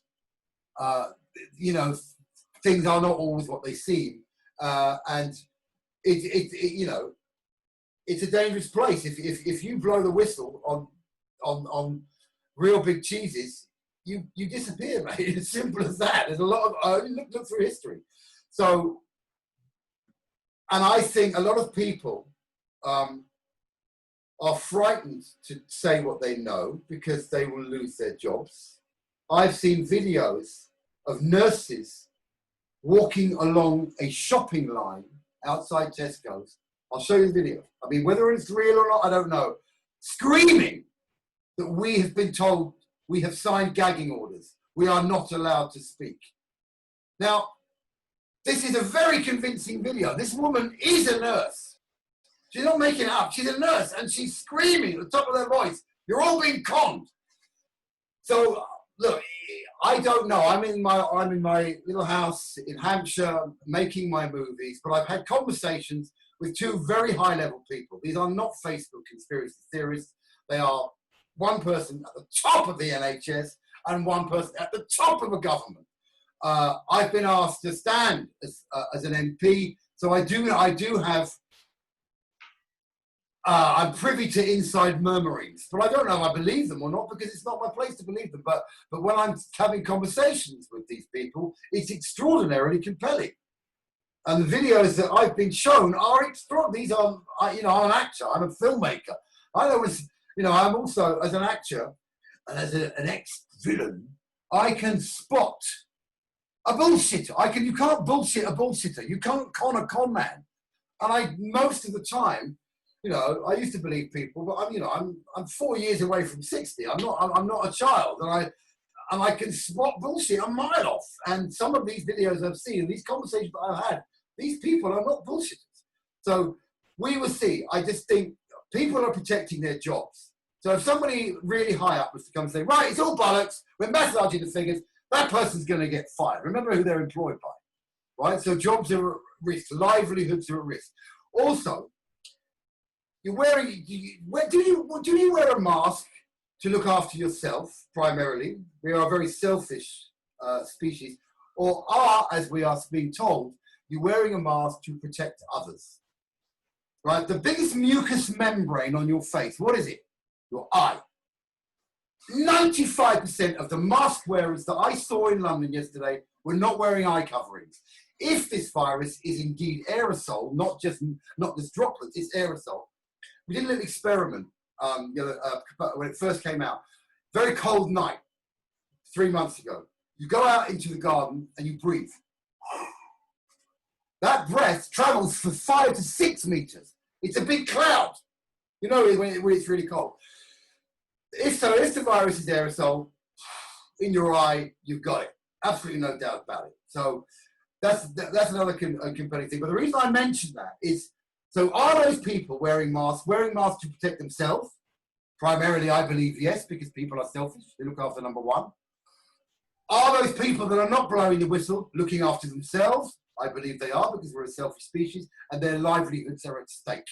So if what I've heard is true, it's going to take someone with extraordinary guts to really blow the whistle at a very high level, because they will lose their job potentially. If it's not true, if we're being lied to. If we're not being lied to and it's a terrible bug, let's stay home and wash our hands and wear a mask. I kind of hope it is that. I'm not saying that I hope it's that. But when I went to the hospital to find out why my friend had died, and the blood drained from the doctor's face, when I wouldn't stay. I was there for an hour, and he kept saying, "Oh, you've definitely got COVID." And I looked him in the eyes. I said, "Tell me the fucking truth." And he said he had pneumonia, but we put COVID on his death certificate. If that's happening in front of my very eyes, what does one believe? Anyway, we've got to leave it because I thought we were having a film conversation. But it's interesting stuff. It's really I know, and it's all related, Sean, because what's interesting and what I love about these things is you dig a bit deeper, and for the first time, you were genuinely frightened about talking about it. Yeah, because that's real. This is what I'm talking about. This is absolutely. We're going to talk about the movies. We've got time to absolutely. We're going to dig deep into that, but it's important because people get a glimpse at the real Sean Cronin, where you're scared. Yeah, I mean, I'm not saying I'm actually scared, but the information I've got, I didn't want it. And I've got it. And it's like, oh my God. So, and you seeing what's happened to our world, what they've done, these arrows and lines everywhere, and you can't stand next to this person, and people are nervous. And then the people that justify it go, oh, no, but my uncle's got it. I know someone that's had it, but they only know you've had it because they've been told that they've got it. This is the diagnosis. This is the test. But people are saying the test is not reliable. The virus hasn't been isolated. I mean, this is scary shit. You know, I mean, I've been absolutely bombarded with all this information, mostly from social media. And a lot of it is very similar to what I've heard. But the two people that I've heard it from, that's why I'm scared, because these are serious people. They're not people behind, they're not keyboard warriors. These are proper people that are in there at the highest level. And that's, I don't even really want the information, but it is quite scary. But again, when I was given it, it doesn't exist. This is what's happening. I gave you the three analogies that I've been witness to. You know, treatments, viruses of this nature, financial remuneration. Those are the three keys, I believe. And it's looking, I mean, getting back to the movies, because I think it is a really important issue, but it has a knock-on effect for the movies as well. And a lot of productions have stopped. I've been commissioned again to go down to Cannes to basically produce and present about the whole remote production, how this whole world is going to change. We're hoping that we have MIPCOM in October, and we're getting some world experts to talk about remote production and how you might be able to work and how AI might be able to assist and so on and so forth, and game configurations, all these sort of things that can help with production, these sort of stages. You're back working in productions. You're now, a lot of your movies, your movie career, you said you started as an extra, and you got more and more roles. You played the role very well in terms of not just sitting on set and hoovering up the green room, but actually getting to know that's what that's about. Talk me through how you progressed from being an actor to becoming a director. Well, it's just, again, it's funny. I've been in 78 movies. I've died in 75 of them. And I always play villains. I don't know why. It must be fucking friends. But I'm not really that interested in villain movies. I mean, I went to the premiere of Mission Impossible. Sorry, Tom. I fell asleep. I missed my bit. I'm really interested in humanist interest stories. The films that I directed, I never directed gangster movies. The last film I directed before this one was about the last 2 hours of the First World War. It's called 11. We released it on Armistice Day, 100 years to the minute after the end of hostilities. The film I've just directed is about a paraplegic. But watching how they made movies now, and I love being on set. And as you get bigger and bigger roles, and all the perks, I get picked up in a limousine. I have a trailer. I can have whatever I want. It's great. You know, you enlarge it a little bit. But I was always fascinated with storytelling. So instead of, I mean, I still had a bit of money left when I finished the nightclub and stuff. And I thought, should I buy another place to live, or should I bought a couple of these. I was admiring the reds in the back. I thought that's rather. Yeah, but I bought a couple of cameras, and I just got fascinated with the process of making it, turning it. My first 20 films, I won't show you. They're so bad. I mean, you all start somewhere, and I made a lot of crap. But it's just fascinating. It's a wonderful. It's that creative thing. So I progressed through, and I got bigger and bigger roles. And then I started directing music videos and commercials and stuff. And then I was approached by Paul Hodgson, the story is about Paul Hodgson, to direct a film called An Unfortunate Woman, true story of Kathleen Mumford, who smothered her own child in 1938. The child had cerebral palsy. It was in those days not known as cerebral palsy, it was called Little's disease. He couldn't move, couldn't speak, couldn't see, couldn't hear. He was basically a cabbage. Poor thing. I don't know what was going on in his mind. And in the 1930s, if you were not able to go to school, you were put into an institution. And he would have been put in an institution, a draconian institution, and left to rot. And I did this little film, and we did, and ultimately her sentence, she was sentenced to life for murder. And ultimately her sentence was commuted to a mercy killing. And she got out, a true story, after two years. Beautiful piece, lovely little period piece. And it won loads of awards. It won short film at Cannes and did very, very well. And, you know, so I just got the bug for these human interest stories. And the next film, and I'll go to the films in a minute, but the next film that was due to start shooting in October was the Michael Watson story. Michael Watson was knocked out by Eubank in 1991, put into a coma. I'm very good friends with him, Michael, and I've got the rights to his life story. That was about to go, but I just love real life stories. And action films, sorry, you know, some of the Christopher Nolan, the great, wonderful spectacles, but they kind of go over my head because it's not real. And real human interest stories where you go, God, I need to laugh in the movie and I need to cry. Well, for some reason, Toy Story makes me cry. I don't know why. But so that's kind of, and I've just wanted to make, you know, and for me now being a villain is kind of a means to an end. It's great because I'm trying to get this really arty film off the ground, and then I get a call from my agent, right, Sean, you've got to go and kill 5 people. It's 20 grand. I go, oh, I'm in. I'll often kill a few people. I mean, I've just come back. So the films I've got in the can, I've done 4 films last year. I did Election Night, where I play, and this is very apposite. It was due to come out with Brexit. Election Night. So the election is happening, and there's a house full of yuppies in Notting Hill. There's riots on the streets. The right wing are going to get in. Bruce Payne plays the new Prime Minister, Drummond. I knock on the door, so I've deliberately bottled my girlfriend over the head because there's riots outside. Picked her up, and I'm trying to get into somewhere. Knock on the door, get into this house when there's all these yuppies watching the election, and I'm very nice to them. Oh, my daughter, my girlfriend's injured. Can you help her? And they notice that I've got a swastika tattooed on my neck, and they think, oh my God, who have we let in? And then we start having, and it's a kind of political drama. We have all these arguments. But ultimately, I'm a fan, and I kill everybody. And it's a really clever movie. It's really, because it's not, it's an intellectual, political horror. But the outcome is they've let this fucking lunatic in. But I'm very suppressed. And he's quite clever. He talks a bit like that, but he's clever. And then I did another film called Safeguard, where I play the head of the Russian mafia. Don't want your balloons in your position. They couldn't do it. And that's just in the can. But the most exciting one I've done, this is quite funny, I did a film called Rendell 2, which is Batman meets Bond meets Deadpool. I'm the lead villain. It's a big budget movie. I've got paid, you know, a nice sum for doing it.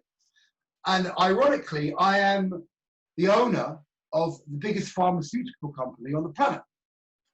But it's a proper Bond kind of vibe. And I've got, ironically, we have a cure for a virus just like this. But it was way before this even came out. So the story's not about that. The story is Batman trying to get rid of me. My character's called Smiley, and Rendell is kind of Batman without ears. And he's the creation of a guy called Jesse Hadger, a wonderful man. And he used to draw this cartoon as a little boy. And now he's got a franchise. It's Deadpool meets Batman meets Bond. That's a great description of it. And I can't wait for that to come out. But what's upsetting, all these films were due to hit the cinema now. And now, bang, there's no cinema. So this one was already sold to 127 countries. It's a multi-million budget. And I'm the lead in it. So I'm really excited to see it. But as you also know, because you spoke to the wonderful Toyah last week, I've just directed Give Them Wings, which is, again, where my heart is. That was a great experience. I went to Finland to shoot it, and the Finnish, what a lovely nation, what a wonderful people. They treated me so well. And I literally, so I was 5 weeks on Rendell, because I say it's a very big role, straight back to play the head of the Russian mafia, and then straight into directing Give Them Wings in Darlington. You know, it couldn't be more different.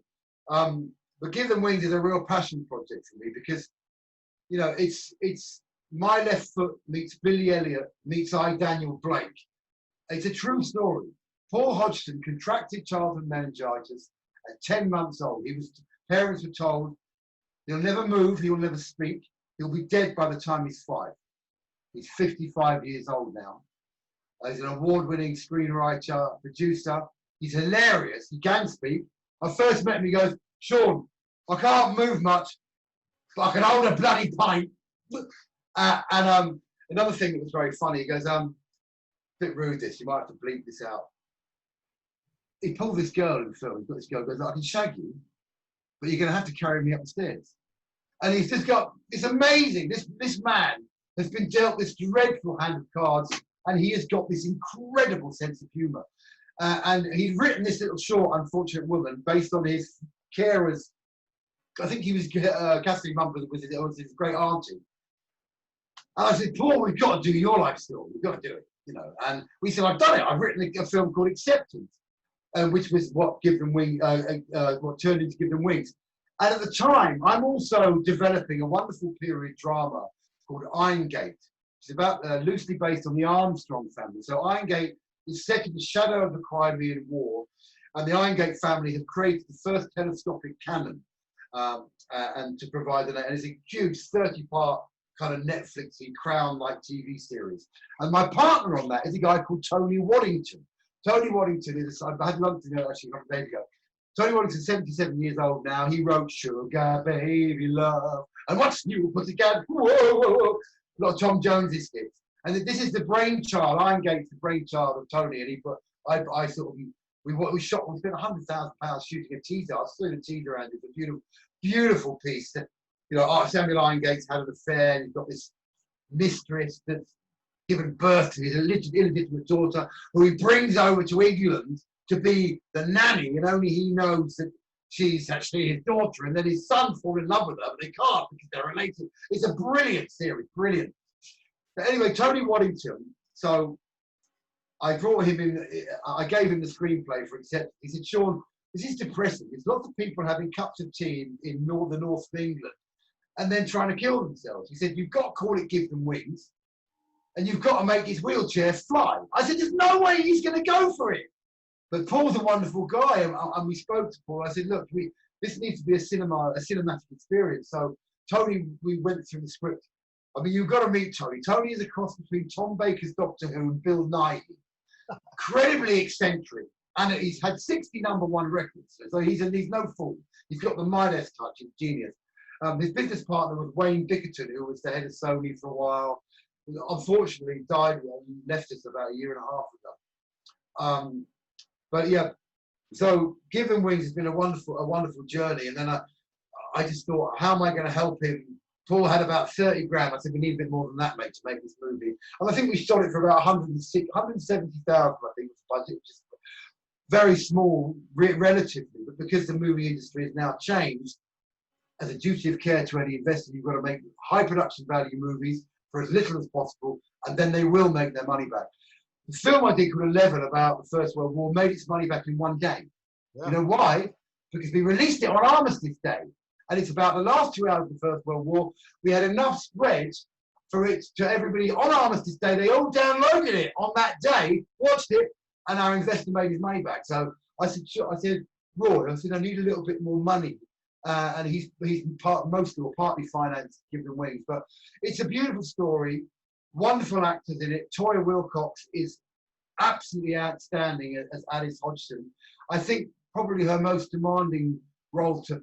I mean, you've seen a very rough cut of the film. The film's finished now. I'd like you, if you've got time, watch the finished cut. It's much slicker than what you've seen. But I think she's done lots of kind of smallish parts, and quite, but the Tempest is very good. But this is a big part for her. It's a big role. She goes through many changes. And the guy that plays Paul Hodgson, he's wonderful. Daniel Watson. We auditioned 280 people for that role. The money people wanted Jamie Bell. They wanted people from Peaky Blinders. This kid, unknown, walks through the door. And I said, it's him. And everyone's going, no, but who is he? No one knows who he is. I said, I don't care. I'm having him. He just nailed it. He got the stutter right. He's just brilliant. And he's a lovely boy as well. He's such a nice kid. And it's kind of I had a bit of a Jamie Bell. The same way that Jamie Bell was discovered for Billy Elliot, I genuinely believe I've discovered some talent. And what's also changed, the film industry goes, well, if you haven't got Tom Cruise playing Michael Watson, we're not going to do financing. You've always got to have the same people in films. But because it's gone a bit like music's gone online, so people are breaking through off their own following. You've got YouTubers, and Billie Eilish, she's got 70 million. You see her music, the videos, they've got 300 million hits. People can do it themselves now. From the old days, the film company and the music, the record company would stand between. They were the gatekeepers to the audience. Not so anymore. We can plug straight into the audience. But we're very lucky to have Toyah on board, because Toyah, although she's not Hollywood A-list, she's a household name. So she will get on the sofa at the Range. She'll get on, Jonathan Ross. She will give us that kind of press junket thing that we need to sell the film. So I have great great hopes for Give Them Wings. Daniel Blake won a Palme d'Or. It's a film about a bloke going down a doll office. It's got a dodgy ticket. That's what it is. It won at Cannes, I think 3 or 4 years ago. Obviously My Left Foot won an Oscar. So if we can, there's still a bit of stuff to make it right. My publicist, Kathleen at London Flair, has won an Oscar or been nominated, her film, for the last 5 years. So she knows how to navigate the corridor to the Oscars. They've delayed the Oscars and BAFTAs by 2 months now, which is interesting. So, yeah, so I've got real great hopes for Give Them Wings. It's the most important film. The war film I directed, I was brought on as a DOP, and then the money guy realised the director didn't have the experience, so I was asked to co-direct it. So the cast wasn't my choice, but this little baby is my little baby. I really just do hope. Anyway, I'm waffling on about Give Them Wings, but I love, and I was there for 11. I was there in the cinema when you had it at Picture House, the premiere, and the feedback was tremendous. You were playing a German in that. I didn't die in it as well. I was But that was phenomenal. But no, I mean, Give Them Wings is a superb, takes you on absolutely a roller coaster of emotion, which I think is key. Is that you don't need the biggest budgets in the world, and actually, even with the biggest budgets and the biggest A-list stars, you can still have a turkey of a film and or a catastrophe, as people say with Cats, for example. But well, what are your views on Cats? Tell me about that. Oh my God, why? All I can say is why and what. What is that? It was ridiculous. And it's funny, this is a weird thing. So when I was trying to cast the Michael Watson story, I've got Jared Harris is signed on to play Peter Hamlin in that. Jared's a very good friend of mine. I co-host the Richard Harris Film Festival in Limerick every year. I go to Limerick and I shower in Guinness. Dealing with these A-list talents. So I was trying to get Samuel L. Jackson to play Don King in the Michael Watson story. It's a wonderful story, Michael. Muhammad Ali actually comes to his bedside as he emerges from his coma. So there's a fight at the end of that film where Gerald McClellan fights Nigel Benn. And the same thing that happened with Eubank and Watson happens to Gerald McClellan. Gerald McClellan ends up in a coma. He's in a worse state than Michael Watson now. So promoting Gerald McClellan is Don King, right? And as his boy is on the floor, blinking, twitching, slipping into a coma, his loyalty transfers from his Malboy to Nigel Benn. He goes, "You made a believer out of me." So Samuel L. Jackson wants 1.3 million to come over with his entourage, 10 £3,000 a first class ticket, 5-star hotel. It's going to cost me 1.5 million. The budget's 2.5 million. 1.5 million for him to go. I made a believer out of me. So I got Lenny Henry to do it for 500 quid. So, I'll be talking, hopefully Lenny Henry, no, not 500 quid, but Lenny Henry's probably going to play Don King, and I think he'll do it better. But, and the way that the film industry before lockdown, there's an awful lot of arrogance going on. I'd phone up the agent, they go, "Who the bloody hell are you? Do you know who Samuel is? Go away. We don't know you. This is unsolicited." But even that's changing now because they don't have the power they had anymore. And the box office is not going to be the same for a long time. So as long as people know you've made a film, that's the key. Because in the old days, the record label, what their job was to promote the artist. So, I'm going to give you 50% of my royalties, but you've got to promote me. The distributor is there to let people know the film is there. But we all know about Hollywood accounting. So the moment you sign with one of the big boys, you make sure you get your fee up front. Because it's very unlikely you're going to ever get to see any more money. Suddenly you'll find out that they own the poster company, they own the PR company. It's all in house. Oh no, we didn't make any money. Look at we spent $4 million on posters, and they own the company. So that's what's interesting about where we are now, because I can go directly to Amazon, directly to Sky, and do a deal, and get of that $7.99 download, I can get £6.50, right? You cut them out. So unless any distributor is going to come on board and make, because the only difficulty is I don't have the financial wherewithal to make sure that everybody's social media feed has got Give Them Wings in it. So you can make a wonderful film, but if nobody knows you made it, you've made it for your mates, and that's what we can't have. But the industry is changing, and the gatekeepers, the gates are open now, and so it's a very interesting time for us. I mean, that's interesting. Why on earth, to answer me this question, why does Mark Zuckerberg limit our friend list to 5,000? Why? Why do you think that is? Well, because he doesn't want us to monetize it. If I was allowed to, I'd have 200,000 or 300,000 friends now at least. I've got 45 friend requests pending. 45,000. I can monetize that, and you know how we break through that, because it's promotion. The only reason I would now talk to a Universal or a Lionsgate is say, well, one, I want my film absolutely everywhere, but two, I want to see your accounts, and they won't do it. I mean, but they must be getting nervous now, because people we can do it. We don't really need them, and if we weren't capped, on social media, I mean, look at some of these people that have got millions and millions of followers, and they are monetizing it. So it's an interesting time. It's an interesting time. I don't know what's going to happen, but I'm hoping Give Them Wings does well, though, particularly for Paul. Because Paul Hodgson is now 55. He lives on a tiny pension. The other reason I'm doing the Michael Watson story, Michael Watson lives on disability benefits. Right? This is why I'm trying to do his life story. So it's not just doing it for the adulation. He's a really good friend of mine, Michael, because I directed Steve Collins on a couple of occasions. Steve Collins is the guy that took Eubank's title. I did a film with Jack Mulligan. He plays the lead villain in it, and we became really great friends. And I go and hang out, and my kids stay with his stuff. And then I brought him down to meet Michael, and so Steve Collins is doing fight coordination on the movie with Chris Eubank. Ironically, Chris Eubank's son. He's not Eubank Jr. He's got an estranged son called Nathaniel Wilson, who he met on a train to Brighton, didn't know he was his son. And he said, "You're my dad." And since he's been doing the film, I've kind of brought Chris and Nathaniel together. So I've got Chris Eubank's son is playing Eubank, although he's a bit better looking. Don't say Chris, he'll punch me. We've got Bruce Payne, he's playing Frank Warren. I've got Nick Moran playing Eddie Hearn. It's a really interesting, Jared Harris playing Peter Hamlin.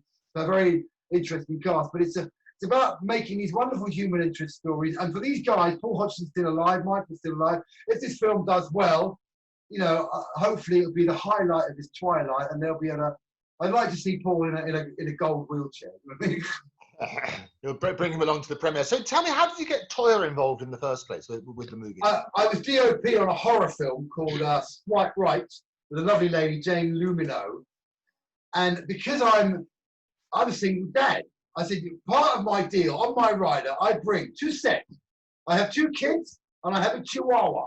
And if you don't want them, you don't get me. It's part of the deal. It's on the contract.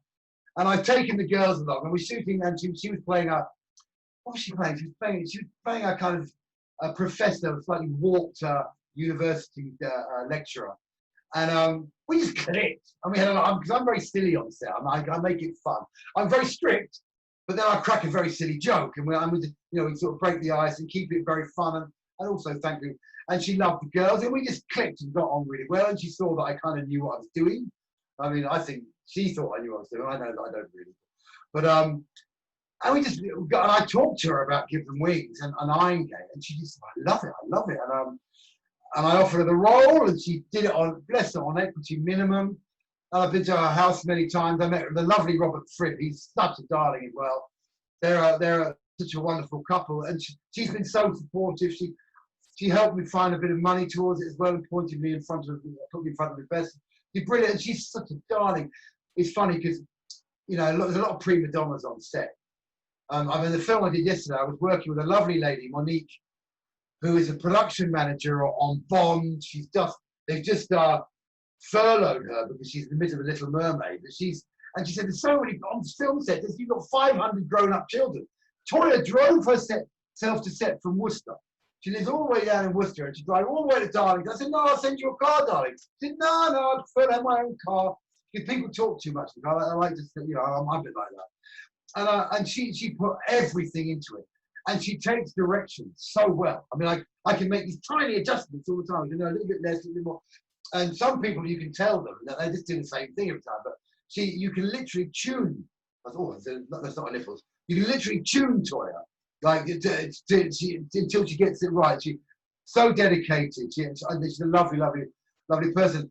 Another person that I've worked with a lot, and the reason we've got Radio Gaga, we have the rights to Radio Gaga for the film, is because I directed Serena Taylor in a film a couple of years ago, who's married to Roger Taylor, and Serena Taylor is now the godmother to my girls.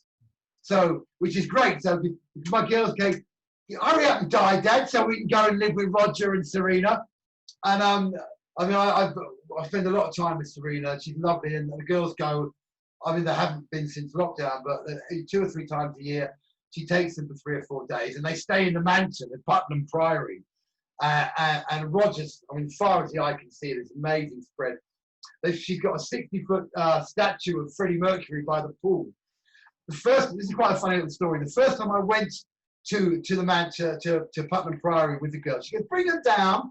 I had some really important meetings that week and some film to do. I said, look, is it okay if I leave them with you for a few days? Yeah, bring them down and come and stay. And they said, oh, great. And the girls are about 7 and 8 then, and they're just having swimming lessons. They can't swim that well. Anyway, so I'm wearing a really beautiful fitted Armani suit. I'm meeting Reed Hastings, the CEO of Netflix that day. Really important meeting.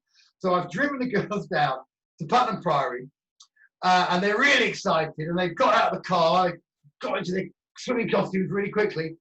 Georgie, the youngest, has jumped into the pool, the wrong end, the deep end, and immediately started to drown. Right, so Molly goes, don't worry, Dad, I'll save her. She jumps in and immediately starts to drown. So what do? I'm in my Armani suit. So I've jumped in fully suited, tied, booted, whipped them both out by the ear. I've got them both like this. I've saved them from death. And Serena's going, ah! Roger Taylor's going, what the fuck? But he'd been there 5 minutes. So I'm dripping wet. My Armani suit completely ruined. So I've ended up the Netflix HQ wearing a pair of Roger's short flip-flops and a Hawaiian shirt. But and that was our first trip down to Roger and Serena. So I'm very lucky to know a lot of really cool people that are quite well connected. So so Serena. Normally, I think the rights to Radio Gaga would have been 80 grand, and we got it for a lovely little, obviously made a token payment. So, yeah, so that's kind of where we are. And the girls, if anything happens to me, they've got a fairly stable situation to move into. But hopefully I'll live longer than them, but we'll see. Yeah. But she's lovely. And it is important. I mean, and as we touched on before, I mean, family is so important to you, isn't it? In amongst this crazy world and other bits and pieces, your real heart belongs with the family, doesn't it? Yeah, I mean, I'm half Sicilian, half Irish. It's family. I'm basically a piker gangster, but family is really, really important to me. I mean, I don't have any siblings or any brothers and sisters, but my mother lives down by the seaside in Cliftonville. My father and I do tend to fall out. He's the Irish because he's a bit of a selfish bugger, but I don't like you. But I love you. I don't like him, but I love him. You know what I mean? And I forgive him. He always turns up with Christmas with a nice bottle of wine and drinks the whole thing himself. Do you know what I mean? He doesn't even pour you a glass. But he's the Irish. But so a bit of a weird, but because I've got actual mafia background on my mother's great-grandfather was a Gambino. So we've got the Gambinos from Sicily in the blood. And then on the other side, I've got a very posh English general. And then my great-grandfather was a Spanish horse thief. And he used to steal horses in Spain, bring them over on a flat-bottomed boat and break them on deck, right? And bring them to England, sell these fully trained broken horses. And he actually died at sea, went down at sea with 25 horses on board. So crazy, and he was a proper gypsy, pikey, So I've got real weird mixed blood. I've got posh and so I'm half posh and half Jeremy Kyle holding area escapee. But it isn't sort of, and as you say, in your own movie career, you're always cast as the villain, but you don't mind that typecasting because in Give Them Wings, you cast yourself as a villain, didn't you? I didn't want to do it. Paul insisted I do a cameo. I said, look, Paul, he's going, please, I want you. I said, no, Paul. I really didn't want to do the role. But that little spell in the film, that really happened. They weren't actually football fans. They were just kind of like, they're proper thugs. But he's gone into the pub, and her mother had the stroke at the same time as he got his head kicked in. And I wasn't sure about the scene. I thought it was a bit much. And obviously there's thing, I'm 95% happy with the film. One of the things with, it's quite political filmmaking. And there are scenes in there that I'd rather not have because of the arc of the story. But there are things that happen to Paul that he really wants in the film because that's what really happened. And I have to remind him that it's not a documentary. It's a piece of cinema. So it's 85% true. He has flown in a hang glider, all that stuff as well. Too many spoilers away. But and 15% is artistic license. I mean, we had the wonderful Jonathan Hansler, who I've directed many times. I directed Jonathan plays the lead and will be playing the older brother in Iron Gate, and he does it brilliantly. And I did a pilot for Tony Waddington for Disney, where he plays this embarrassing father. And every movie I make, I've got to call him.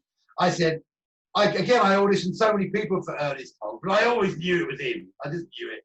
And he's such a lovely man. He's such a great guy to work with. No, Jonathan Mason has been on the show several times, but he is great, isn't he? And such a versatile actor, and very similar.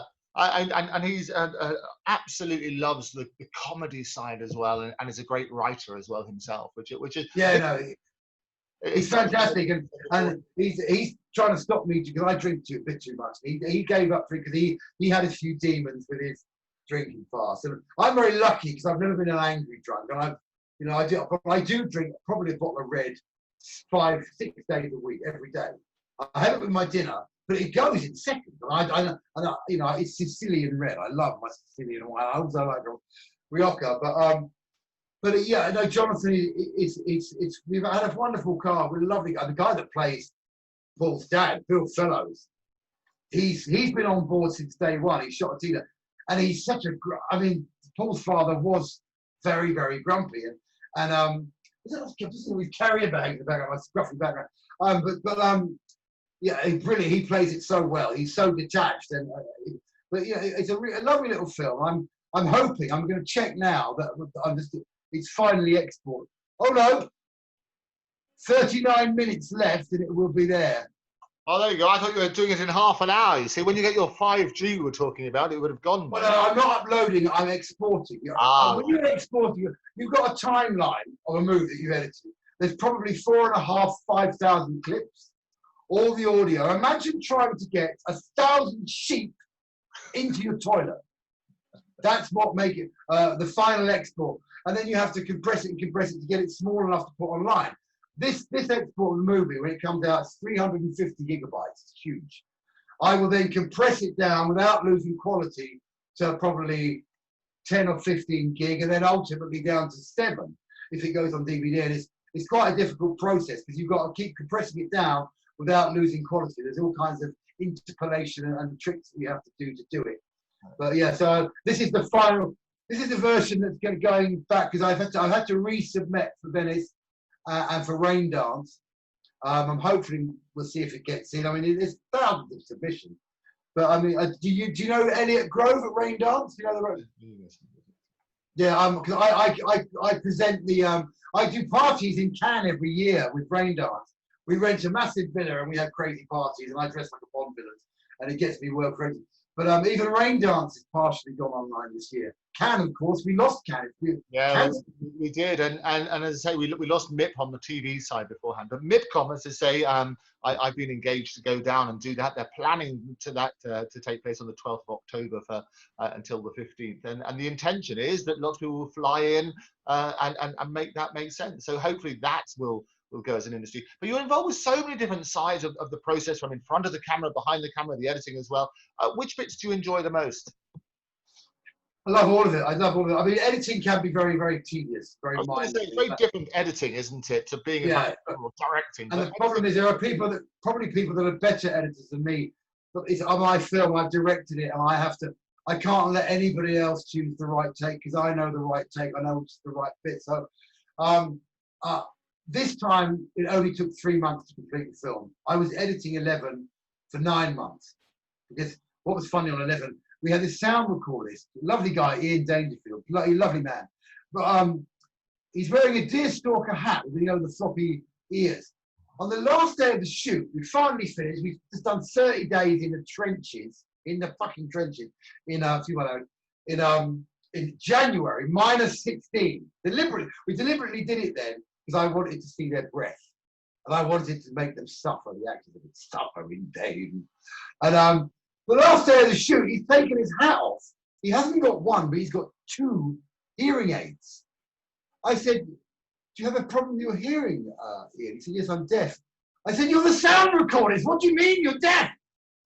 So we had a bit of an issue. Basically, we did a really good job in most places, but there was a few pops and clicks that somebody else might have noticed. And he was already on board, and he's not a full-time sound recordist. And on this film, I made sure, you can't really get your mate into focus pull if you can't pull focus. One of the things that people with the film industry, people go, oh, I've got a camera, I've got an iPhone, I'm a movie maker. I would not go to a builder to remove my brain tumor. I'd go to a brain surgeon. And although film is very eclectic and people can jump in, you do need to know what you're doing. I mean, I studied cinematography in New York Film School for a year just to get. I was learning how on set, but I wanted to find out why. What is ISO? What is aperture? So on this film, I had really pro crew, really amazing crew. There were always issues. There always are issues. I brought the DOP over from Rendell because there's this movie I made over in Finland. This guy, the Picasso, he paints with light. I brought him across. Wonderful set, really, really, really great team. And I edited the film. I had a wonderful assembly editor. So we shoot, give him the mags. By the following morning, we leave the set up. He's cut the scene. I check it's all there.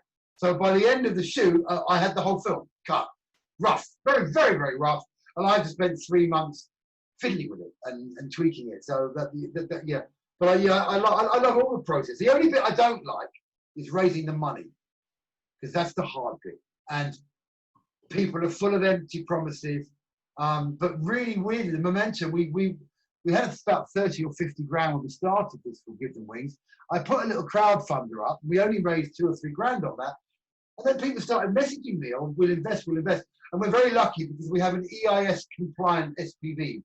So people, and it's very hard to get that nowadays because people have exploited it and conned money out of the HMRC. But very important that if you have the gift of EIS, that you make sure you're very, transparent with your records, and we always are. It's very important that any investor investing in any of my films can have the bloody log into my bank details if they need it. So anyone that puts money into our film can get via EIS, I think it's 50%, or SE, no, sorry, EIS is 30%, SEIS is 50% tax relief at the beginning of the next fiscal year. And we're one of the few companies that has that company stamp. Yeah, I know that certainly helps. And in terms of, because that is the hardest thing, as you say, is raising money in the current sort of climate as well. Now that you've got a body of work and a great body of work, and have you found it easier, or is it still tough? It's getting easier. I'm just about to do a crowdfunder with my friend. I've got this vampire film called Bogeyville. Even God knows none of this place. And I eat everybody in this. And I say I love human interest story, but the writer, the lovely guy in New York, Henry Gravel, he's an older chap, and it's a really cool movie. I don't know if you've seen Kathleen Bigelow's Near Dark. Have you seen it? Bill Paxton, Lance Henriksen. It was funny because when she was making that film, she was dating a guy, or married to a guy, who was making a film about a boat. She left him because he wouldn't stop talking about this bloody film about a boat. She said, you're never going to get it made. That film obviously was Titanic and went on to be the biggest grossing movie of all time. I mean, I think his movies, I think Avatar is the biggest movie of all time now. And she went off on offshoot, and she made this wonderful vampire movie. And this is a really cool road vampire movie flick, and it's going to be a lot of fun to make. I'm directing it. I also play Madison, who is the main vampire, and Crawford is an old guy who looks after this vampire park, trailer park, because I've turned his daughter. She's blind. I turned her when she was about 8 years old. She's now 10 years old. She's now 40 or 50 in the story, but she still looks 8. And my daughter Georgia is playing Lily, the young vampire. And Henry's such a lovely man. So we've got a little bit of money to start it, and that's the next one I'm going to do. It's just for a bit of fun, a little bit of light relief. And they fly. These vampires fly with all kinds of wire work. And again, it's a wonderful creative journey. So we'll see if we get them. I'm going to try and finance that. In the current climate, will people invest? I don't know. But content is king. It was interesting shooting. I was playing a pimp yesterday, and there were several sex scenes, right? Close and intimate sex scenes. But we shot them. Nobody had sex with anybody. We had the guy enjoying himself and the girl doing things, but they were never in the same shot. They weren't even in the same room. So we're having to learn how to cheat shooting. I mean, when you shoot a traditional over the shoulder, on set they're there. But now, so I won't be using a 30 mil. I'll be on an 85 mil, and I'll be over here. I'm going to be here somewhere. So I can actually shoot, so it looks like they're together in a really tight space. So that's the way that it's changing. But I did notice, and this is what's interesting, because if our virus is as virulent as people think, I did notice that people were trying to adopt social distancing protocol on set, but by the end of it, they're putting their masks off, they're having a hug. I mean, the producer, Antoine Dixon, he's a lovely man of this music video. I haven't seen him for 4 years. And I gave him the elbow, and he went, "Come here," and I'm giving him a hug. Do you know what I mean? And he's my friend, I want to hug him. So, it's very interesting to see whether people actually can adopt social distancing, or whether they will adhere and stick to it. And the other thing is, it's people in the pub. Boris Johnson goes, well, you can go you've got to stay 2 meters apart, but if you're drunk, you can be 1 meter apart. If you want to hold somebody up, chat them up or feel them up, and it's just like, it gets to the point where how are they going to? They can't. You can't do it. People will not do it. And the other thing that was upsetting me a little bit about this, look at the beach at Bournemouth. My friend lives in Bournemouth. That beach was not full. That picture was from 3 years ago. Some of the pictures in Soho. So why are they doing that? Why are they going, look at this despicable behaviour? My friend lives on the seafront at Bournemouth. He said there was about 100 people on the beach. And the photograph's showing 3,000. I've wandered around. I live, as you know, in the centre of London, and I've walked around doing it live. And I've walked into Nike, and I've walked into Hamleys, and they're all deserted. And I've got into my favourite restaurants when they had it on Saturday, when the big Saturday, I managed to get my table. We were the only people there. And the same on Sunday, and we did that sort of stuff. So there are two sides, is what we said beforehand. Question everything. Because the reality is, you've got to work out, we are being manipulated. Media manipulate us all the time. Doesn't necessarily mean that part of it's not true, but we need to just always question everything. But I think it is going to be very interesting about production. I'm delighted. I really enjoyed 11. I thought Give Them Wings is sensational. It's an emotional roller coaster. As you say, the key to it is not the huge budget. It's the story. And it is such a powerful story.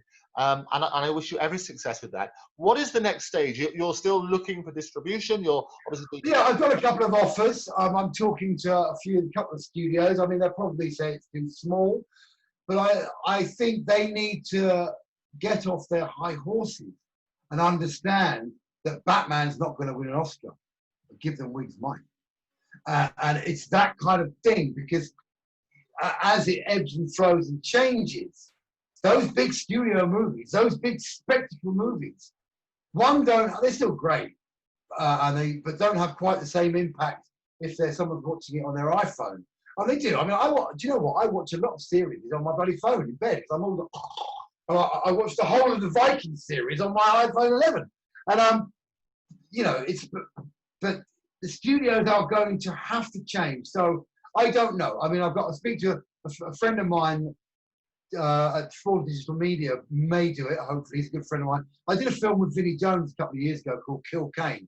I'm Kane. I'm the main baddie, and Vinnie's the goodie. And it was quite funny because we had a first-time gay director, lovely guy, oh God, I forgot his name now. Adam, and Vinnie's come on set, and this is Adam's first film, and Vinnie's got the screenplay. He goes, "I'm not doing that. I'm not doing that. I'm not fucking doing that. And if you tell me what to do one more time, I'm going to give you a slap." And he's joking, but of course his director goes, "Oh my God." And anyway, I've come on set. I said, "Vinnie, you're playing a school teacher." I said, "Is there any chance you can speak like this?" See? He said, "What, like that?" I said, "No, like this." He said, "What, like that?" I said, "Oh, God, that's it." We're trying to get Vinnie to play a thing, but he's great fun to work. And this boy, and he kept this going for about 4 days, and eventually he's gone over to director. "Look, I'm winding you up." But Vinnie's a scary bugger. He's a scary bugger in the flesh. And it was quite funny. I had to out-villain Vinnie, which was quite a challenge, but I pulled it off. He killed me at the end, though, of course. But yeah, so hopefully we'll get distribution. If not, I can go directly to the providers. I can go directly to the platforms. You know, we did. 11 didn't get the promotion that it needed. I won't mention the company, but I mean they're good buddies of mine, but they're a bit boutique.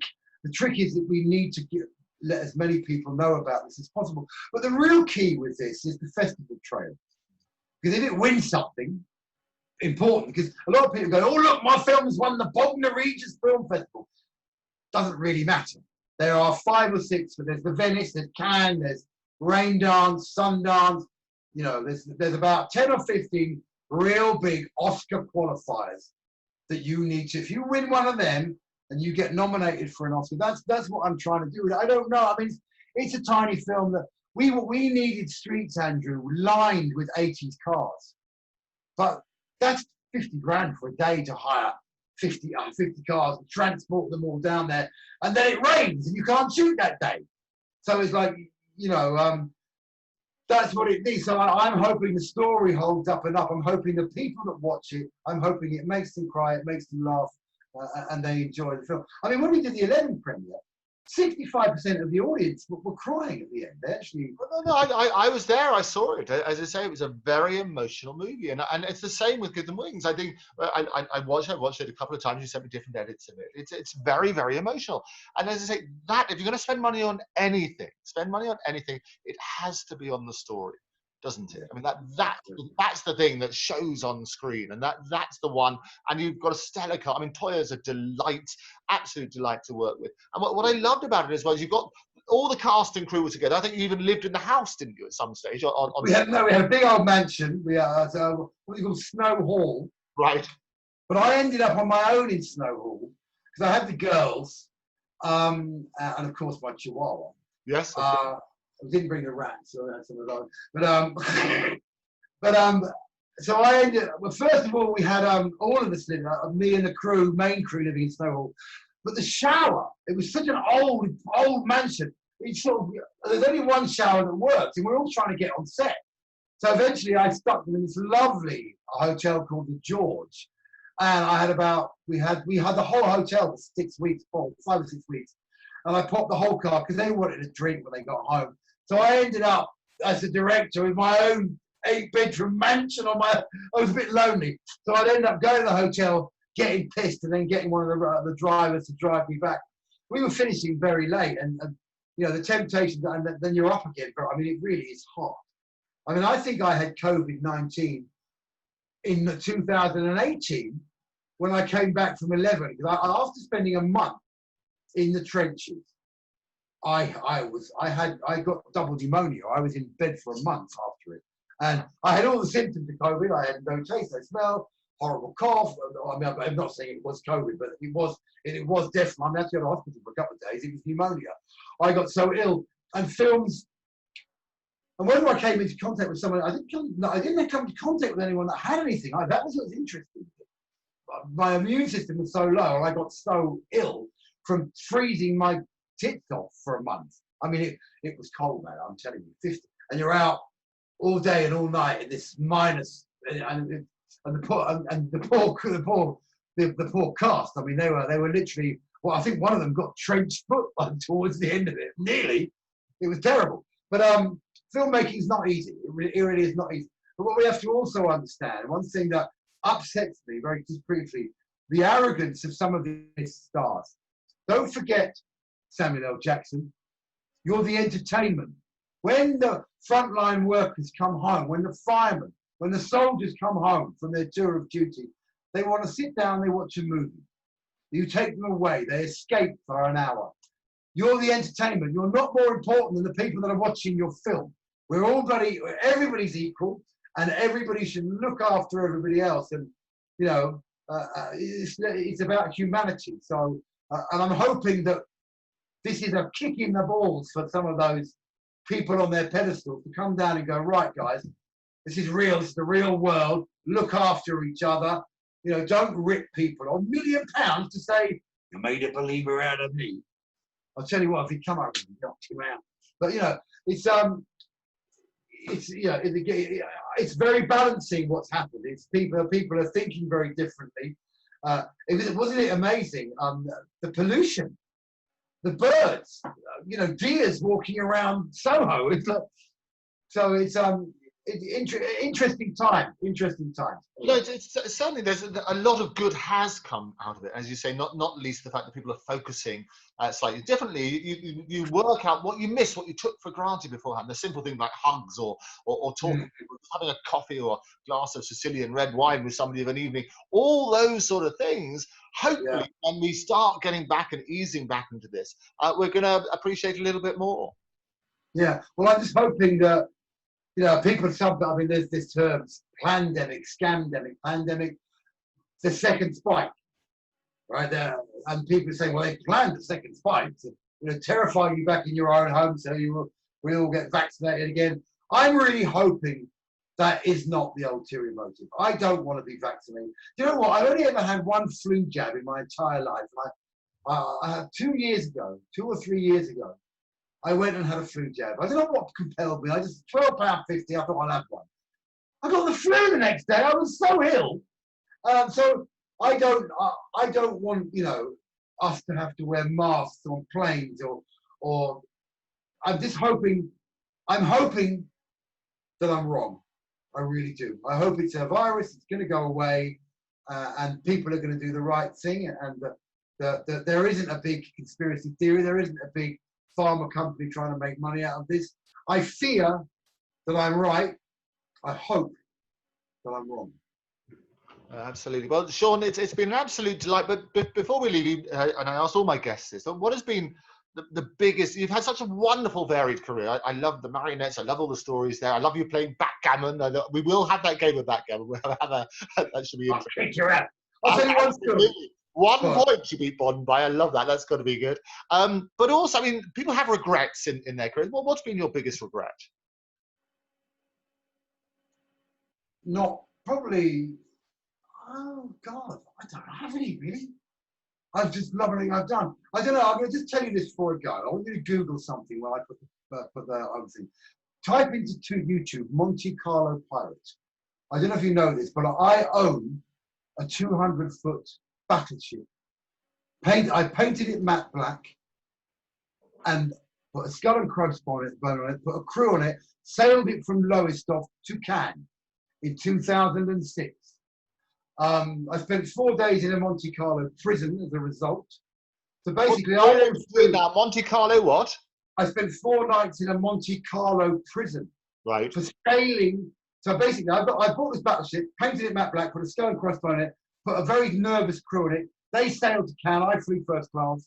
I waited on the Croisière because I've got a modern day pirate film.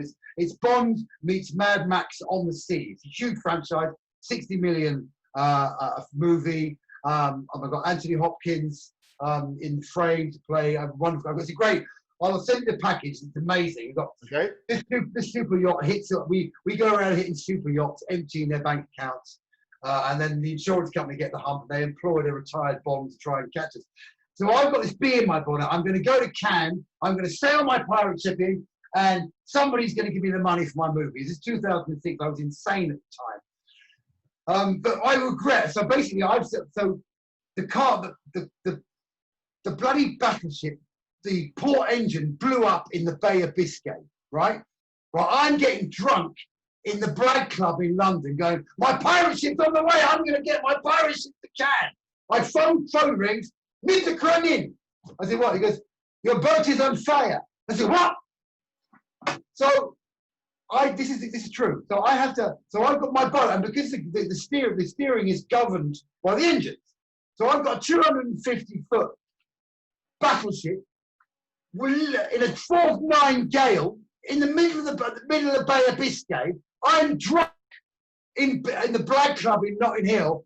I go, fuck. So I have to the next morning I have to find an engine, and I have to airlift it in with a helicopter and lower it on, and they fit the new engine at sea, but it delays us by 4 days. So this pirate ship ultimately limps into the Cannes Film Festival when Harvey Weinstein, when he was respected, has flown out, and it gets there late. So I thought, we did it, it got in the papers, we did okay.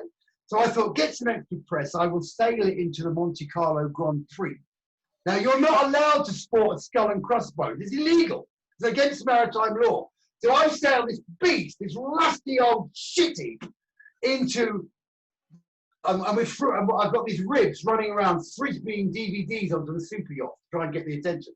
Anyway, so if you'll watch the video, watch it. It's only a minute long, Monte Carlo Pirate, and it's just prior to my arrest. The answer to your question is I wish I'd left the boat in Lowestoft, because I had to park it in a military base in Toulon at 5,000 euros a month. I was paying 50 quid a month in England. So my pirate ship, that's my big franchise I want to do. But I regret not leaving my pirate ship in the UK. It was a wonderful adventure and a wonderful mission, but I was going to turn it into a home. It's got 42 bedrooms. I've slept in 39 of them. Right, amazing. There you go. I've got the video. I pulled it up, so we'll find it there. We'll have a look at that later. Have a look at Monte Carlo Pirate. Monte Carlo Pirate. There he is. There he is. Yeah. That's the one. We'll have a look at that. That'd be lots. That's brilliant. So what then has been your proudest moment? Obviously, the latest production you're working on, and I say it is superb, and I would urge anybody, get the distribution sorted, go and watch it in whatever way you can. Fantastic movie. What's been your proudest moment? Every moment, every time I make a film, I'm proud. And it's the elation of when you're absorbed. When I finally got 11 off. I mean, that day, when I did the 11 premiere, I'd ordered a huge, great big banner of the poster, which was meant to be the press board. Right. And this bloody cut, and it didn't show up. So I've got like 600 people there. I'm going, fuck, where's the press board? And we had to use the film companies in the end. So there's always frustration and consternation, but when you finally see it on the screen, or you finally, when you're on, every moment is proud when you're making a film, because it's just this thing you enjoy every day. And we had a lovely production designer, Kelly Tood, on 11. I'm sorry, I'll Give Them Wings. And the producers, they haven't made film before, so they were a bit penny wise and pound foolish. I said, look, we need a production designer, and we need a costume person, and we need an assistant to both of us. No, we can't afford it. I said, guys, we need it. And they wouldn't budge. So poor Kelly goes, I'll do production design and costume. Now, that's an impossible task. But she did it, bless her. She worked so hard. And a few things got missed, but they always do. And those things. But now, we're fixing those things that did get missed. We're painting out modern washing up bottles, liquid bottles, in post. Whereas all you need to do on the day is move the bloody washing up bottle. Do you know what I mean? So it's it's important that you can't be penny wise and pound foolish. So we're now spending more money. But one of the proudest moments is her, because she worked so fucking hard, and looking at the way she's, for the most part, created a very authentic looking 1980s set. Those were little horrible council houses with white walls, and she went in and put lovely flock wallpaper up and all these little details. So a proud moment, proud of my crew as well, proud of what we all do.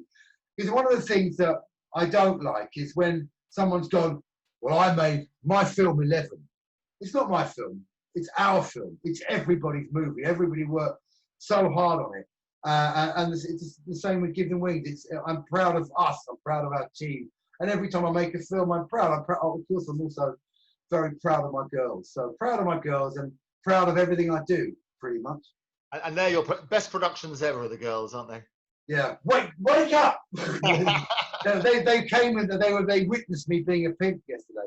But the beauty of it is that they know it's not real on film, but then they've seen me kill probably 100 people. They've seen me murder people on set, but they know it's not real. They know it's not real.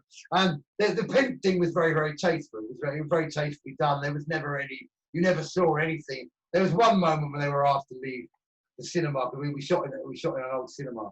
But yeah, so yeah, they're my proudest moment too. Brilliant, Andrew. I think we've been talking for God, 2 hours. I know. It's fantastic. This is longer than any of your movies. I love it. So it's very to finish with, Sean. And it's a perfect way of finishing. You've had such a varied career. Looking back, how would you like people to remember you? As a decent bloke, someone that pays people. A lot of people rip people off in this business. There's been a terrible. And again, this sobering 3-4 months that we've had. But there is so much exploitation. There's so many. I'll come and do my movie for. I'll give you an IMDb credit, and you get a credit. They don't get paid. People have to eat. This is a business that we are running here. We are doing this it's entertainment.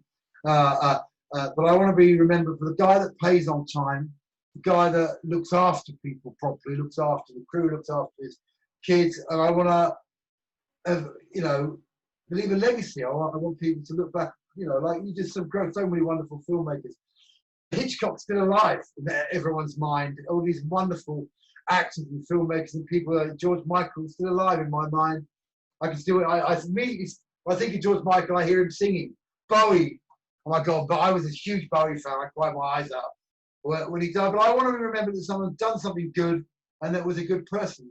That's really all we can all hope for. And I don't know how old were you? I'm allowed to ask you how old you are? You can. I'm the same age as you, but by 3 days older, I guess, because you're 3 days 56. Well, the same age. Wow, it's so fantastic. So it's got to be good. Well, we have to have a glass of red, and we maybe invite Jonathan Hanson. He only has a cup of tea nowadays. But but how well do you know Jonathan? I know him very well. I've known him for years, and we've done all sorts of things together. I say we worked on Canned Laughter together about mental health in the industry, and he's been on the show a lot. But I've known him for several years, Jonathan. Yeah, he's a fantastic guy. So very proud of all those. Thanks so much for your time today, Andrew. I'm sorry I do talk an awful lot. No, Sean, it is such a just scratch. And what I love about it is why I say it's not just about the sound bites and giving a platform for what are brilliant works, which otherwise may not get the attention they deserve. Absolutely, I would urge people to go and see both 11 and Give Them Wings and anything else that you're working on. Go and see a print movie as well. All of that is really, really good. We will get you back. We want to see the Chihuahua. We want to meet your daughters. It'll be fantastic. We want to see the rats next time. We will have a game of backgammon as well, and I will beat you. That's the challenge. No. I'm unbeatable. I'm quite good at. I see you got a chess there. I'm quite good at chess as well. I do love chess. Are you? Okay. I'm not bad. Yeah, I've been teaching my girl, but my daughter. I played her 200 times, but she beat me once. Right. So I taught her well. But Andrew, thanks so much. I need more coffee desperately. Go and get your more coffee, Sean. It's a real pleasure. Thank you so much for being my guest. Thanks, brother. See you soon. Cheers. Bye-bye. So thank you very much to Sean Cronin. What an exciting and varied career. Do go and check out those movies. Give Them Wings is an emotional roller coaster and starring the fantastic Toyah, my good chum. Always a delight. But thank you. If you'd like to be involved in the show at all, write to me at guests@octopustv.com. If you have any comments, put them in the comments below. But don't forget to subscribe, share, and be part. It's all part of this rich new world that we live in. At Andrew Eborn, at Octopus TV. In the meantime, I've been Andrew Eborn. You've been great. I look forward to seeing you next time. Thank you for joining me. Bye.